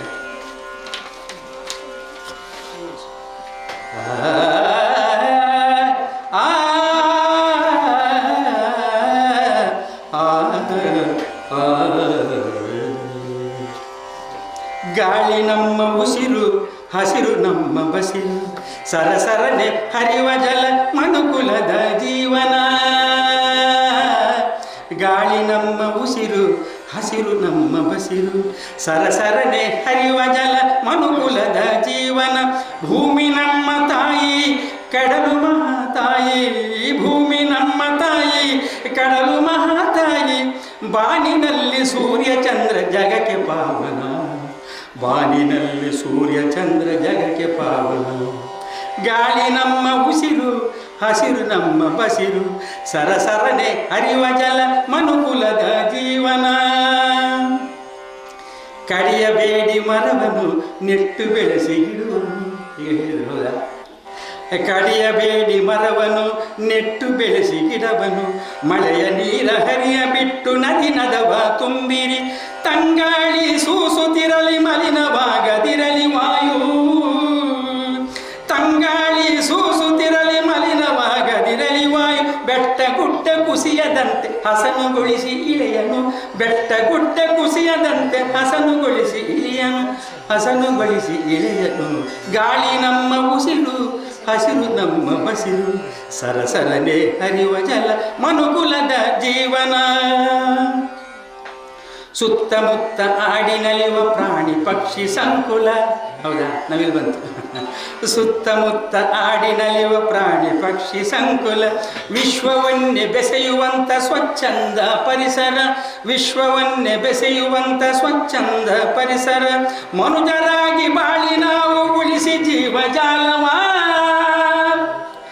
ಮನುಜರಾಗಿ ಬಾಳಿ ನಾವು ಉಳಿಸಿ ಜೀವಜಾಲವ, ವಿಶ್ವಮಾನವೀಯತೆಯ ಜಗದಗಲ ಸಾರುವ, ವಿಶ್ವಮಾನವೀಯತೆಯ ಜಗದಗಲ ಸಾರುವ, ಗಾಳಿ ನಮ್ಮ ಉಸಿರು, ಹಸಿರು ನಮ್ಮ ಬಸಿರು, ಸರಸರಲಿ ಹರಿವ ಜಲ ಮನುಕುಲದ ಜೀವನ, ಭೂಮಿ ನಮ್ಮ ತಾಯಿ, ಕಡಲು ಮಹಾತಾಯಿ, ಬಾನಿನಲ್ಲಿ ಸೂರ್ಯ ಚಂದ್ರ ಜಗಕ್ಕೆ ಪಾವನ, ಬಾನಿನಲ್ಲಿ ಸೂರ್ಯ ಚಂದ್ರ ಜಗಕ್ಕೆ ಪಾವನ, ಬಾನಿನಲ್ಲಿ ಸೂರ್ಯ ಚಂದ್ರ ಜಗಕ್ಕೆ ಪಾವನ. ಇದು ವಿಶ್ವ ಪರಿಸರ ಅಂತ ಒಂದು ಸುಂದರವಾದಂಥ ಗೀತೆ ಅಲ್ವಾ? ಹಾಗಾಗಿ ನಾವು ಇದನ್ನೆಲ್ಲ ನೀವು ಕಲಿತಾ ಇರಬೇಕು ನೋಡಿ, ಎಷ್ಟು ಅರ್ಥಪೂರ್ಣವಾದ ಪದ್ಯ. ನೀವು ಕೇಳಿದ್ದಕ್ಕೆ ಧನ್ಯವಾದಗಳು. ಹಾಗೆ ಈ ಒಂದು ಪರಿಸರ ಗೀತೆ ಹಾಡಲಿಕ್ಕೆ ಅವಕಾಶವನ್ನು ಕೊಟ್ಟಿದ್ದಾರೆ ನಮ್ಮ ಉಳ್ಳಾಲ ತಾಲೂಕು ಸಾಹಿತ್ಯ ಕನ್ನಡ ಪರಿಷತ್ತಿನ ಘಟಕಕ್ಕೆ. ನಿಜವಾಗಿಯೂ ಕೂಡ ಅಧ್ಯಕ್ಷರು ಮತ್ತು ಎಲ್ಲ ಪದಾಧಿಕಾರಿಗಳಿಗೆ ನನ್ನ ಅಭಿನಂದನೆಗಳನ್ನು ಸಲ್ಲಿಸ್ತಾ ಇದ್ದೇನೆ. ಜನಪದ ಸಂಗತಿಯಿಂದ ಈ ಒಂದು ಮಳೆ ನಮ್ಮ ಈ ಪರಿಸರದ ಬಗ್ಗೆ ಏನು ಕಲ್ಪನೆಯಲ್ಲಿ ಏನು ಉತ್ಸಾಹ, ಏನು ಆ ಕೆಲಸಗಳನ್ನೆಲ್ಲ ಅವರು ತ್ವರಿತವಾಗಿ ಮಾಡ್ತಾರೆ ಎಂಬ ನಂಬಿಕೆ. ಇದನ್ನು ನಾವು ಅರ್ಥೈಸಿಕೊಂಡು ನಾವು ಡ್ಯಾನ್ಸ್ ಮಾಡಬೇಕು ಯಾವಾಗ. ಮಾಯದಂತ ಮಳೆ ಬಂತಣ್ಣ ಮದಕಾದ ಕೆರೆಗೆ. ಹೌದಾ, ಕೇಳಿದ್ರೆ ಇದು ಎಷ್ಟು ಡ್ಯಾನ್ಸ್ ಮಾಡಿದರೆ ಏನಲ್ವ ಇದು. ಮಾಯದಂತ ಮಳೆ ಚಪಳಗೆ, ಮಾಯದಂತ ಮಳೆ ಬಂತಣ್ಣ ಮದಕಾದ ಕೆರೆಗೆ, ಅಂಗೈನಟ್ಟು ಬಡನಾಗಿ ಭೂಮಿ ತುಗದ ಗಾಳಿ ಬೀಸಿ, ಭೂಮಿ ತುಗದ ಗಾಳಿ ಬೀಸಿ, ಭೂಮಿ ತುಗದ ಗಾಳಿ ಬೀಸಿ, ಗುಡುಗಿ ಗೂಡಾಗಿ ಚೆಲ್ಲಿದಳು ಗಂಗಮ್ಮ ತಾಯಿ, ಮಾಯದಂತ ಮಳೆ ಬಂತಣ್ಣ ಮದಕಾದ ಕೆರೆಗೆ. ಎರಿ ಮಗಳ ಬಲ್ಲರಾಯ ಕರಿಯ ಬಡಗರ ಬೆಟ್ಟರ ಹುಡುಗ, ಕರಿಯ ಬಡಗರ ಬೆಟ್ಟರ ಹುಡುಗ, ಕರಿಯ ಬಡಗರ ಬೆಟ್ಟರ ಹುಡುಗ, ನೀವು ಓಡಿ ಓಡಿ ಸುದ್ದಿಯ ಇಲ್ಲು ಬಡಲ್ಲ, ಮಾಯದಂತ ಮಳೆ ಬಂತಣ್ಣ ಮದಕಾದ ಕೆರೆಗೆ. 6,000 ಒಟ್ಟರ ಕರೆಸಿ 3,000 ಕುಂಡಲಿ ಧರಿಸಿ, 3,000 ಕುಂಡಲಿ ಸೋಲು ಸೋಲಿಗೆ ಮಣ್ಣನ್ನು ಹಾಕಿಸಯ್ಯ, ನಾನಿಲ್ಲು ಬಡಲ್ಲ, ಮಾಯದಂತ ಮಳೆ ಬಂತಣ್ಣ ಮದಕಾದ ಕೆರೆಗೆ. 6,000 ಕುರಿಗಳ ತರಿಸಿ 3,000 ಕುರುಗಳು ತರಿಸಿ, 3,000 ಕುರುಗಳು ತರಿಸಿ, 3,000 ಕುರುಗಳು ತರಿಸಿ, ಕಲ್ಲು ಕಲ್ಲಿಗೆ ರೈತವ ಬಿಡಿಸಯ್ಯೋ, ನಾನಿಲ್ಲು ಬೆಳ್ಳಲ್ಲ, ಮಾಯದಂತ ಮಳೆ ಬಂತಣ್ಣ ಮದಕಾದ ಕೆರೆಗೆ, ಮಾಯದಂತ ಮಳೆ ಬಂತಣ್ಣ ಮದಕಾದ ಕೆರೆಗೆ. ಒಂದು ಬಂಡಿಲಿ ವಿಳ್ಯದೆಡೆಗೆ, ಒಂದು ಬಂಡಿಲಿ ತೆಗಿ ತಮಟ, ಒಂದು ಬಂಡಿಲಿ ತೆಗಿ ತಮಟ, ಒಂದು ಬಂಡಿಲಿ ತೆಗಿ ತಮಟ, ಮೂಲೆ ಮೂಲೆಗೆ ಗಂಗಮ್ಮ ಮಾಡಿಸಯ್ಯ, ನಾನಿಲ್ಲು ಬೆಳ್ಳಲ್ಲ, ಮಾಯದಂತ ಮಳೆ ಬಂತಣ್ಣ ಮದಕಾದ ಕೆರೆಗೆ. ಹೌದಾ, ಇದೆಲ್ಲ ಜನಪದ ಕಲ್ಪನೆಯ ಒಂದು ರೀತಿಯ ಮಳೆ ಬರಬಾರ ಸನ್ನಿವೇಶಗಳನ್ನು ಚಿತ್ರಿಸ್ತಾರೆ. ಹಾಗೆ ಎಲ್ಲ ಪರಿಸರವನ್ನು ಈಗ ಒಂದು ಮಾತಿತ್ತು ನನಗೆ ಲೆಕ್ಚರರ್ ಯಾವುದು ಪಾಠ ಮಾಡೋದು ಹೇಳಿದ್ರು sir, India is A rich country but it is poor ಅಂತ ಹೇಳ್ತಾರೆ ಅವ್ರು ಹೇಳ್ತಾ ಇದ್ದಾರೆ. India is A rich country but it is poor ಅಂತ. ಅಂದರೆ ಅದು ಪೂವರ್ ಆಗಲಿಕ್ಕೆ ಕಾರಣ ನಾವು ಕೆಲವೊಂದು ಸಂದರ್ಭದಲ್ಲಿ ಅದನ್ನೇ ಈಗ ನಮಗೆ ಉಪನ್ಯಾಸಕರು ಹೇಳಿದರು. ನಾವು ಹೇಗಿರಬೇಕು, ಅದು ರಿಚ್, ಆ ಪೂವರ್ ಆಗದಿರುವ ರೀತಿಯ ರಿಚ್ನೆಸ್ಸನ್ನು ತರುವಂಥ ಆ ನೀರನ್ನು ಇಂಗುಗುಂಡಿಯ ಮೂಲಕ ಅಲ್ವ ಅದರ ಪ್ರಯೋಜನವನ್ನು ಪಡೆಯುವ, ಅಥವಾ ಈಗ ನಟ್ಟಂಥ ಗಿಡ ಸಾಯದಂತೆ ಮಾಡುವ, ಈ ರೀತಿಯ ಕಲ್ಪನೆಗಳಿಂದ ನಮ್ಮ ಈ ರಿಸೋರ್ಸ್ ಏನಿದೆಯೋ ಅದು ಫಲಪ್ರದವಾಗಿ ಕಾಣುವ ರೀತಿಯಲ್ಲಿ ಎಲ್ಲರೂ ಮಾಡಬೇಕಂತ ಹೇಳಿಕೊಂಡು ಅವಕಾಶಕ್ಕೆ ವಂದಿಸಿ. ಪುಷ್ಕಳ್ ಕುಮಾರರಿಗೆ ಸಮಯ ಕೊಟ್ಟರೆ ಇಡೀ ದಿವಸ ಒಳ್ಳೊಳ್ಳೆ ಹಾಡುಗಳನ್ನು ಹಾಡುವಷ್ಟು ಸಾಮರ್ಥ್ಯವರಲ್ಲಿ ಇದೆ. ಧನ್ಯವಾದಗಳು ತೋರಿಸಿದ ಪುಷ್ಕಳ್ ಕುಮಾರ್ ಅವರಿಗೆ. ಇದೀಗ ನಮ್ಮ ಕಾರ್ಯಕ್ರಮವನ್ನು ಗಿಡ ನೆಟ್ಟು ಉದ್ಘಾಟಿಸಿದಂತಹ ಈ ಊರಿನ ಹಿರಿಯರು ಆಗಿರ್ತಕ್ಕಂತಹ ಲಯನ್ ಪ್ರಸಾದ್ ರೈ ಅವರು ಒಂದೆರಡು ಮಾತುಗಳನ್ನು ಆಡಬೇಕು ಅಂತ ಅವರಲ್ಲಿ ವಿನಂತಿಸ್ತೇವೆ. ಸಾಹಿತ್ಯ ಪರಿಷತ್ತು ಉಳ್ಳಾಲ ಘಟಕ ಇದು ಪರಿಸರದ ಬಗ್ಗೆ ಒಂದು ಅತ್ಯಂತ ಅಭೂತಪೂರ್ವವಾದ ಕಾರ್ಯಕ್ರಮವನ್ನು ಬಹಳ ಉತ್ತಮ ಜಾಗದಲ್ಲಿ ಹಮ್ಮಿಕೊಂಡಿದೆ. ಯಾಕಂತ ಹೇಳ್ತಾ ಇದ್ದಾರೆ ಅಂತ ಹೇಳಿದರೆ, ಈ ಒಂದು ದೇವಸ್ಥಾನವನ್ನು ನೀವು ನೋಡಬೇಕು. ಇದು ಮೊನ್ನೆ ತಾನೇ ಒಂದು 2 ವರ್ಷದ ಹಿಂದೆ ಇದಕ್ಕೆ ನವೀಕರಣಗೊಂಡು ಬ್ರಹ್ಮಕಲಶ ಆಗಿದೆ. ಎಲ್ಲಿ ದೇವಸ್ಥಾನಗಳನ್ನು ನೋಡಿದರೂ ಕೂಡ ಇದ್ದ ಗಿಡಗಳನ್ನೆಲ್ಲ ಕಡಿದು ಹೊಸ ಕಾಂಕ್ರೀಟ್ನ ಬಿಲ್ಡಿಂಗ್ಗಳು ದೇವಸ್ಥಾನದಲ್ಲಿ ಬರ್ತದೆ. ಆದರೆ ಇಲ್ಲಿ ಆ ಇದ್ದ ಪರಿಸರವನ್ನು ಹಾಗೆ ಉಳಿಸಿಕೊಂಡು, ಹಾಗೆ ಇಲ್ಲಿ ನಾಗಬನ ಕೂಡ ಉಂಟು, ಮೇಲೆ ಒಂದು ಜಾಗ ಉಂಟು, ಎಲ್ಲ ಆ ಪರಿಸರವನ್ನು ಎಷ್ಟು ಉಳಿಸಲಿಕ್ಕೆ ಆಗ್ತದೆ ಅಷ್ಟು ಉಳಿಸಿಕೊಂಡು ಹಾಗೂ ಆ ಪರಿಸರವನ್ನು ಬೆಳೆಸಿಕೊಂಡು ಇದು ದೇವಸ್ಥಾನವನ್ನು ಕಟ್ಟಿದ್ದಾರೆ. ಅದಕ್ಕೋಸ್ಕರ ಎಲ್ಲ ಈ ಆಡಳಿತ ಮಂಡಳಿಯ ಇಲ್ಲಿಯ ಸರ್ವ ಸದಸ್ಯರಿಗೆ ನಾನು ಅಭಿನಂದನೆಗಳನ್ನು ಸಲ್ಲಿಸ್ತಾ ಇದ್ದೇನೆ. ನಾನು ಹೆಚ್ಚು ಏನು ಹೇಳಲಿಕ್ಕೆ ಇಷ್ಟಪಡದೆ, ತಲತಲಾಂತರಗಳಿಂದ ನಮ್ಮ ಹಿರಿಯರು ಕಾಪಾಡಿಕೊಂಡು ಬಂದು ನಮಗೆ ಹಸ್ತಾಂತರ ಮಾಡಿದಂಥ ಈ ಭೂಮಿ, ನಾವು ಕೂಡ ನಮ್ಮ ಮುಂದಿನ ತಲೆಮಾರಿಗೆ ಈ ಭೂಮಿಯನ್ನು ಅಷ್ಟೇ ಫಲವತ್ತತೆಯಿಂದ ಅವರಿಗೆ ಹಸ್ತಾಂತರ ಮಾಡುವಂಥ ಬಹಳ ದೊಡ್ಡ ಜವಾಬ್ದಾರಿ ನಮ್ಮ ಮೇಲಿದೆ. ಆದ್ದರಿಂದ ನೀವೆಲ್ಲ ವಿದ್ಯಾರ್ಥಿಗಳು, ಇದು ಒಂದು ದಿನದಲ್ಲಿ ಮಾಡುವಂಥ ಕಾರ್ಯಕ್ರಮ ಅಲ್ಲ, ಇದು ದಿನನಿತ್ಯವೂ ಪರಿಸರ ದಿನವನ್ನು ನಾವು ದಿನನಿತ್ಯವೂ ನಮ್ಮ ಜೀವನದಲ್ಲಿ ಅಳವಡಿಸಿಕೊಂಡು ಪರಿಸರವನ್ನು ಉಳಿಸಿಕೊಳ್ಳುವಂತಹ ಕೆಲಸಗಳನ್ನು ನಾವು ಮಾಡಬೇಕು. ಪರಿಸರವನ್ನು ಉಳಿಸಿ ಬೆಳೆಸೋಣ. ನಿಮ್ಮೆಲ್ಲರ ಸಹಕಾರದಿಂದ ಅನೇಕ ಸಂಘ ಸಂಸ್ಥೆಗಳು ಇಲ್ಲಿದೆ.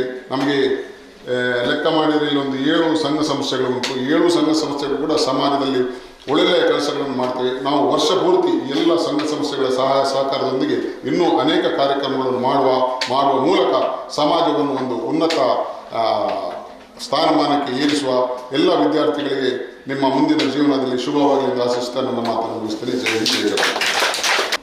ಇದೀಗ ಅಧ್ಯಕ್ಷೀಯ ಮಾತುಗಳು ನಮ್ಮ ಕನ್ನಡ ಸಾಹಿತ್ಯ ಪರಿಷತ್ತಿನ ಅಧ್ಯಕ್ಷರು, ಕ್ರಿಯಾಶೀಲ ಅಧ್ಯಕ್ಷರು ಮತ್ತು ನಮ್ಮ ಘಟಕವನ್ನು ಜಿಲ್ಲೆಯಲ್ಲಿ ಒಂದು ಒಳ್ಳೆಯ ಘಟಕವನ್ನಾಗಿಸಿದಂಥ ಒಬ್ಬ ವ್ಯಕ್ತಿ ಧನಂಜಯ ಕುಂಬಳೆಯವರು ಇದೀಗ ಅಧ್ಯಕ್ಷೀಯ ನುಡಿಗಳು. ನೀವು ಈ ಕಾರ್ಯಕ್ರಮದ ಕೇಂದ್ರ ಬಿಂದುಗಳು. ಯಾಕಂದರೆ ನಾವೊಂದು ವಿಶೇಷವಾದ ಕಾರ್ಯಕ್ರಮದಲ್ಲಿ ಇಲ್ಲಿ ಒಟ್ಟಾಗಿದ್ದೇವೆ. ಒಂದು ಕಾಡಿನ ನಡುವೆ. ಕಾಡು ಅಂದರೆ ಗೊತ್ತಲ್ಲ? ಕಾಡು ಅಂದರೆ ಏನು? ಕಾಡು ಅಂದರೆ ಏನು? ಏನು ಕಾಡು ಅಂದರೆ? ಕಾಡು ಅನ್ನೋದಕ್ಕೆ ಬೇರೆ ಬೇರೆ ಅರ್ಥ ಉಂಟು.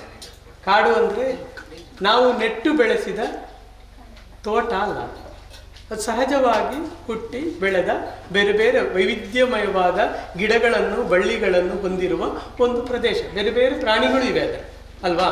ಅಂದರೆ ಕಾಡು ನಮ್ಮಲ್ಲಿ ಈಗ ಕಾಡು ಅಂತೇಳಿ ಮಾವಿನ ಮರ ಎಲ್ಲ ಒಂದು ಗುಡ್ಡದಲ್ಲಿ ನೆಟ್ಟು ಬೆಳೆಸುವ ಕಾಡುಗಳಿವೆ. ಅವುಗಳು ಕಾಡುಗಳಲ್ಲ.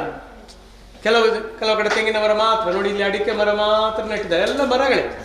ಆದರೆ ಅದನ್ನು ಕಾಡು ಅಂತ ನಾವು ಹೇಳೋದಿಲ್ಲ, ಅದನ್ನು ನೆಡುತೋಪು ಅಂತ ಕರಿತೇವೆ, ಅಥವಾ ಅದನ್ನು ತೋಟ ಅಂತ ನಾವು ಕರಿತೇವೆ. ಕಾಡಿನಲ್ಲಿ ನಾವು ಒಂದೊಂದು ಗಿಡವನ್ನು ನಾವು ನೆಟ್ಟು ಬೆಳೆಸಿದ್ದಲ್ಲ, ಅದು ತನ್ನಿಂತಾನಾಗಿ ಹುಟ್ಟಿ ಬೆಳೆದದ್ದು, ಗೊತ್ತಾಯ್ತು. ಆದರೆ ನಮ್ಮಲ್ಲಿ ಆ ಒಂದು ಕಾಡನ್ನು ನೀವು ನೋಡಿ, ವಿದ್ಯಾರ್ಥಿಗಳು ನೀವು ಇಷ್ಟು ಜನ ಇದ್ದೀರಲ್ಲ, ಒಂದು ಕಾಡಿನ ಒಳಗೆ ಹುಡಿ, ಅಲ್ಲಿ ಎಷ್ಟು ವೈವಿಧ್ಯಮಯವಾದ ಗಿಡಗಳಿವೆ, ಎಷ್ಟು ವೈವಿಧ್ಯಮಯವಾದ ಹಣ್ಣುಗಳಿವೆ, ಎಷ್ಟು ವೈವಿಧ್ಯಮಯವಾದ ಪ್ರಾಣಿ ಜಗತ್ತಿದೆ. ಒಂದು ಮರವನ್ನು ನೀವು ನೋಡಿ, ಆ ಮರ ತನ್ನ ಬೇರುಗಳನ್ನು ಎಲ್ಲಿಗೆ ಬಿಡ್ತದೆ? ನೆಲದ ಆಳಕ್ಕೆ ಬಿಡ್ತದೆ ಅಲ್ವಾ? ಮತ್ತು ಬಾನ ಎತ್ತರಕ್ಕೆ ಅದು ತನ್ನ ಗೆಲ್ಲುಗಳನ್ನು ಹರಡುತ್ತದೆ, ಹೌದಾ? ಗೆಲ್ಲುಗಳನ್ನು ಹರಡುತ್ತದೆ. ಆಳಕ್ಕೆ ಬೇರುಗಳನ್ನು ಬಿಡ್ತದೆ, ಆಕಾಶದ ಎತ್ತರಕ್ಕೆ ಅದು ತನ್ನ ಗೆಲ್ಲುಗಳನ್ನು ಹರಡುತ್ತದೆ. ಹಾಗೆ ಹರಡಿದ ಮರಗಳು ಇಲ್ಲಿ ತುಂಬ ಇದ್ದಾವೆ. ಈ ಬೇರುಗಳು ನೆಲದ ಆಳಕ್ಕೆ ಇಳಿದ್ರಿಂದ ಏನು ಲಾಭ ನಮಗೆ? ಏನು ಲಾಭ ಅಂದರೆ, ಮಳೆ ಬಂದಾಗ ಈ ಬೇರುಗಳ ಸಂಧಿಗಳಲ್ಲಿ ನೀರು ಕೆಳಗೆ ಹೋಗ್ತದೆ. ಕೆಳಗೆ ಹೋಗಿ ಏನಾಗುತ್ತೆ ಅಂದರೆ, ನಮ್ಮ ಭೂಮಿಯ ಅಡಿಯಲ್ಲಿ ಒಂದು ಜಲಪಾತ್ರೆ ಅಂತ ಇದೆ. ಜಲಪಾತ್ರೆ, ನಾವು ಬಾವಿ ತೋಡಿದರೆ, ನಾವು ಬೋರ್ ತೋಡಿದರೆ ಅಡಿಯಲ್ಲಿ ನೀರು ಸಿಗ್ತದಲ್ಲ, ಆ ನೀರೆಲ್ಲಿಂದ? ಅದು ಭೂಮಿಯ ಜಲಪಾತ್ರೆಯಿಂದ ಇರೋದು.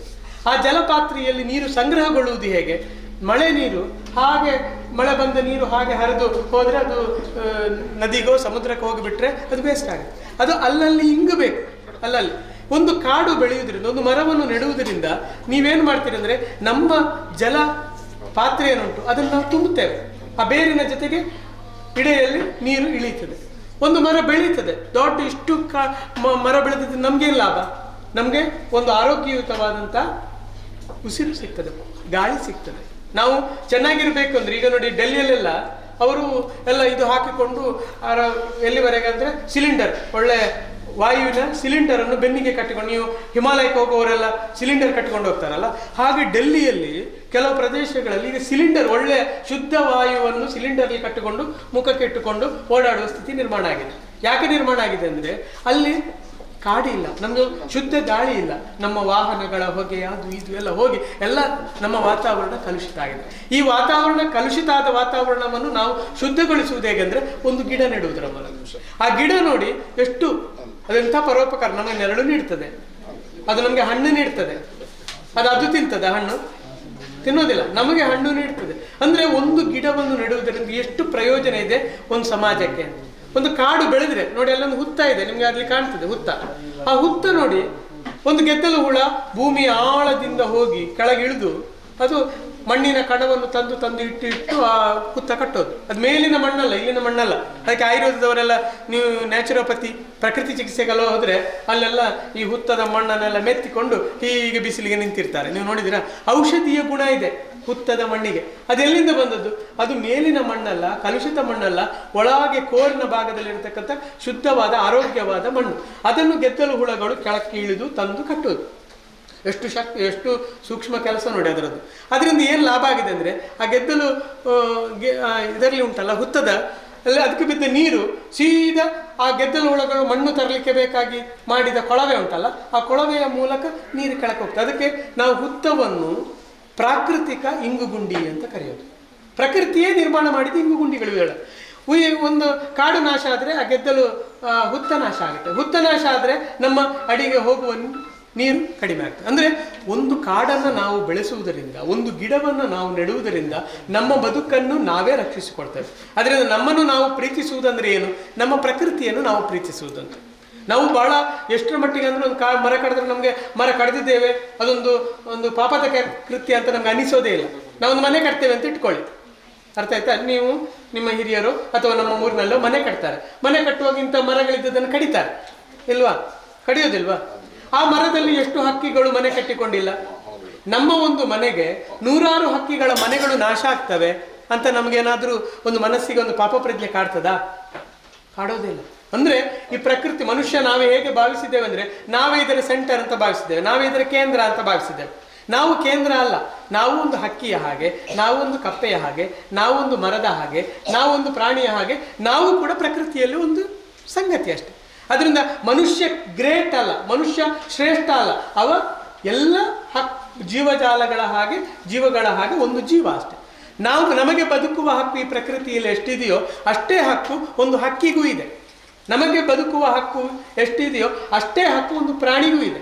ಆದ್ರಿಂದ ಇದನ್ನು ನಾವು ಅರ್ಥ ಮಾಡಿಕೊಳ್ಬೇಕು. ಆದ್ರಿಂದ ಪ್ರಕೃತಿಯಲ್ಲಿ ನಾವು ಬೇರೆ ಅಲ್ಲ, ನಮಗೆ ಬೇಕಾಗಿ ಪ್ರಕೃತಿ ಇರುವುದಲ್ಲ, ನಾವು ಪ್ರಕೃತಿಯ ಒಂದು ಭಾಗ. ಇದನ್ನು ನಾವು ಅರ್ಥ ಮಾಡಿಕೊಳ್ಬೇಕು ಎನ್ನುವ ಉದ್ದೇಶದಿಂದ ಈ ಪ್ರಕೃತಿ ನಾವು ಈ ಕಾರ್ಯಾಗಾರವನ್ನು, ಪರಿಸರ ಜಾಗೃತಿ ಕಾರ್ಯಾಗಾರವನ್ನು ನಾವಿಲ್ಲಿ ಹಮ್ಮಿಕೊಂಡಿದ್ದೇವೆ. ಹೆಚ್ಚು ಮಾತಾಡೋದಕ್ಕೆ ಇದು ಸಮಯ ಅಲ್ಲ. ನೀವೆಲ್ಲ ಈಗೇನೋ ಒಂದು ಪ್ರತಿಜ್ಞೆ ತಗೊಂಡಿದ್ದೀರಿ. ಆ ಪ್ರತಿಜ್ಞೆ ಖಾಲಿ ಒಂದು ಪ್ರತಿಜ್ಞೆ ತಗೊಂಡು ಒಂದು ಫೋಟೋ ಅಲ್ಲ. ಅದೇನಂದ್ರೆ ಅದು ನಮ್ಮ ಮನಸ್ಸಿನಿಂದ, ಪ್ರೀತಿಯಿಂದ, ಗೌರವದಿಂದ ನಾವು ಮಾಡಿಕೊಂಡಿರತಕ್ಕಂಥ ಒಂದು ಪ್ರತಿಜ್ಞೆ. ಅದರಿಂದ ನೀವು ಇನ್ನು ಮುಂದೆ ಪ್ರಕೃತಿಯ ಬಗೆಗೆ ನನಗೊಂದು ಪ್ರೀತಿ ಇದೆ. ನಾನು ಒಂದು ಗಿಡ ಕಡಿಯದೇ ಇರ್ಲಿಕ್ಕೆ ಆಗೋದಿಲ್ಲ, ಅನೇಕ ಬಾರಿ ಮರ ಕಡಿಬಹುದು. ಒಂದು ಮರ ಕಡಿದ್ರೆ 2 ಮರ ನೆಡಬೇಕು ಎನ್ನುವ ಒಂದು ಪ್ರಜ್ಞೆ ನಮ್ಮಲ್ಲಿ ಹುಟ್ಟಬೇಕು. ಒಂದು ಗಿಡವನ್ನು ನಾವು ಮುರಿದ್ರೆ ಅಥವಾ ಕಡಿದ್ರೆ ಇನ್ನು ಒಂದಲ್ಲ 2 ಗಿಡವನ್ನು ನೆಟ್ಟರೆ ಮಾತ್ರ ಅದರ ಪಾಪ ಪರಿಹಾರ ಆಗೋದು. ಅದರಿಂದ ಈ ಪ್ರಜ್ಞೆ ನಮಗೆ ಬೇಕು. ಒಂದು ಕಡಿದಲ್ಲಿ 2 ನೆಡುವ ಒಂದು ಪ್ರಜ್ಞೆ ನಮ್ಮಲ್ಲಿ ಬೆಳಿಬೇಕು. ನೀವೆಲ್ಲ ಬರ್ತ್ಡೇ ಆಚರಣೆ ಮಾಡ್ತೀರಾ? ನಿಮ್ಮ ಪ್ರತಿಯೊಬ್ಬರಿಗೂ ಒಂದೊಂದು ಬರ್ತ್ಡೇ ಇದೆ ಅಲ್ಲ. ಒಂದು ದಿನ ನಾವು ಹುಟ್ಟಿಯೇ ಇದ್ದೇವೆ, ಆ ಬರ್ತ್ಡೇಯನ್ನು ನಾವು ಆಚರಿಸ್ತೇವೆ. ಆಚರಿಸುವುದಕ್ಕೆ ನಾವು ಕೇಕ್ ಕಟ್ ಮಾಡೋದೋ ಅಥವಾ ಇನ್ನೊಂದು ಸ್ವೀಟ್ ಹಂಚೋದೋ ಮಾಡೋದು ಬೇಡ. ನಿಮ್ಮ ಬರ್ತ್ಡೇ ದಿವಸ ಇವತ್ತಿನಿಂದ ನೀವು ಆಲೋಚನೆ ಮಾಡಿ, ನಿಮಗೆ ಇನ್ನೂ ಒಂದು 80-90 ವರ್ಷ ನೀವು ಬದುಕ್ತೀರಿ ಅಲ್ವಾ? ಹೌದಾ? ಒಂದು 60 ವರ್ಷ ಬದುಕ್ತೀರಿ ಅಂತ ಇಟ್ಕೊಂಡು, ಅಷ್ಟು ದೀರ್ಘ 60 ವರ್ಷ ಒಂದು ಆಯುಷು ಇದೆ. ನಿಮಗೆ ಒಂದು 15-20 ವರ್ಷ ಆಗಿದೆ, ಇನ್ನೊಂದು 65-70 ವರ್ಷ ನೀವು ಬದುಕ್ತೀರಿ. ಆ 70 ವರ್ಷಗಳು ಪ್ರತಿ ವರ್ಷ ಒಂದೊಂದು ಗಿಡವನ್ನು ನೆಟ್ಟರೆ ನಿಮ್ಮ ಜೀವಮಾನದಲ್ಲಿ 70 ಗಿಡಗಳಾಗ್ತವೆ. 70 ಗಿಡಗಳಾಗ್ತವೆ. ಅದರಿಂದ ಇವತ್ತಿನಿಂದಲೇ ಒಂದು ತೀರ್ಮಾನ ತಗೊಳ್ಳಿ. ನನ್ನ ಹುಟ್ಟುಹಬ್ಬದ ದಿವಸ ನನ್ನ ಮನೆಯ ಆವರಣದಲ್ಲಿ ಅಥವಾ ನನ್ನ ಶಾಲೆಯ ಆವರಣದಲ್ಲಿ ಒಂದು ಗಿಡವನ್ನು ನೆಡ್ತೇನೆ ಮತ್ತು ಆ ಗಿಡವನ್ನು ಪೋಷಿಸ್ತೇನೆ, ಬೆಳೆಸ್ತೇನೆ. ಈಗ ಅವರು ಹೇಳಿದ್ರಲ್ಲ, ಹಲಸಿನ ಹಣ್ಣು, ಇವರು ಹೇಳಿದ್ರು ಇಲ್ಲ ನೆಟ್ಟಿರತಕ್ಕಂಥ ಗಿಡಗಳಲ್ಲಿ ಹಲಸಿನ ಹಣ್ಣು ಯಾರು ಈಗ ತಿನ್ನುವ ಸೌಭಾಗ್ಯ ಇದೆ. ನೀವು ಕೂಡ ನೆಟ್ಟ ಗಿಡಗಳ ಹಣ್ಣನ್ನ 100 ಜನ ತಿನ್ನಲಿ. ನಮ್ಮ ಬದುಕು ಅದು ಪರರಿಗೆ ಉಪಕಾರ ಆಗುವ ಹಾಗೆ, ಪರರಿಗೆ ಒಳ್ಳೆಯದಾಗುವ ಹಾಗೆ ಆಗಲಿ ಅಂತ ಆಶಿಸ್ತಾ ನೀವೆಲ್ಲ ಈ ಕಾರ್ಯಕ್ರಮಕ್ಕೆ ಬಂದಿರೋದು ಬಹಳ ಸಂತೋಷ ಆಗಿದೆ ನಮಗೆ. ಇವರು ರಾಜು ಮಾಸ್ಟ್ರು ನಿಮ್ಮನ್ನೆಲ್ಲ ಪ್ರೀತಿಯಿಂದ ಇಲ್ಲಿವರೆಗೆ ಕರ್ಕೊಂಡು ಬಂದಿದ್ದಾರೆ, ಅಧ್ಯಾಪಕರು ಬಂದಿದ್ದಾರೆ. ವಿದ್ಯಾರ್ಥಿಗಳೇ, ನೀವು ಈ ಕಾರ್ಯಕ್ರಮ ಅವಿಸ್ಮರಣೀಯವಾಗಿ ನಿಮ್ಮ ಮನಸ್ಸಿನಲ್ಲಿ ಉಳಿಯಲಿ. ಯಾವ ಕಾರಣಕ್ಕೆ ಅಂದರೆ ಈ ಕಾರ್ಯಕ್ರಮದ ಕಾರಣಕ್ಕಾಗಲ್ಲ, ಪರಿಸರದ ಮೇಲೆ ಒಂದು ಪ್ರೀತಿಯನ್ನು ನಮ್ಮೊಳಗೆ ತುಂಬಿದ ಕಾರ್ಯಕ್ರಮ ಎನ್ನುವ ನೆನಪಾಗಿ ನಿಮ್ಮೊಳಗೆ ಇರಲಿ ಅಂತ ನಾನು ಹಾರೈಸ್ತೇನೆ. ಬಹಳ ವಿಶೇಷವಾಗಿ ಇವತ್ತು ಹೊಸಕುರಲ್ನ ವಿದ್ಯಾಧರ್ ಶೆಟ್ಟರು ಇದ್ದಾರೆ.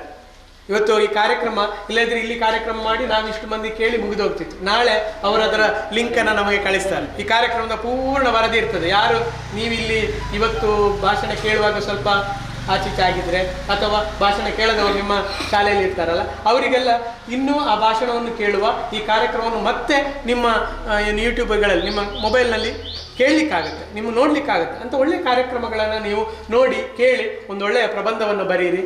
ಎಲ್ಲರೂ ಬರೀರಿ, ಪ್ರೈಸಿಗಾಗಿ ಅಲ್ಲ, ಎಲ್ಲರೂ ಬರೀರಿ. ಆಗ ಈ ಕಾರ್ಯಕ್ರಮದ ಒಂದು ನಿಜವಾದ ಅರ್ಥ ಏನು ಅಂತ ನಿಮಗೆ ಮನವರಿಕೆ ಆಗ್ತದೆ. ಎಲ್ಲರೂ ಬರೀರಿ.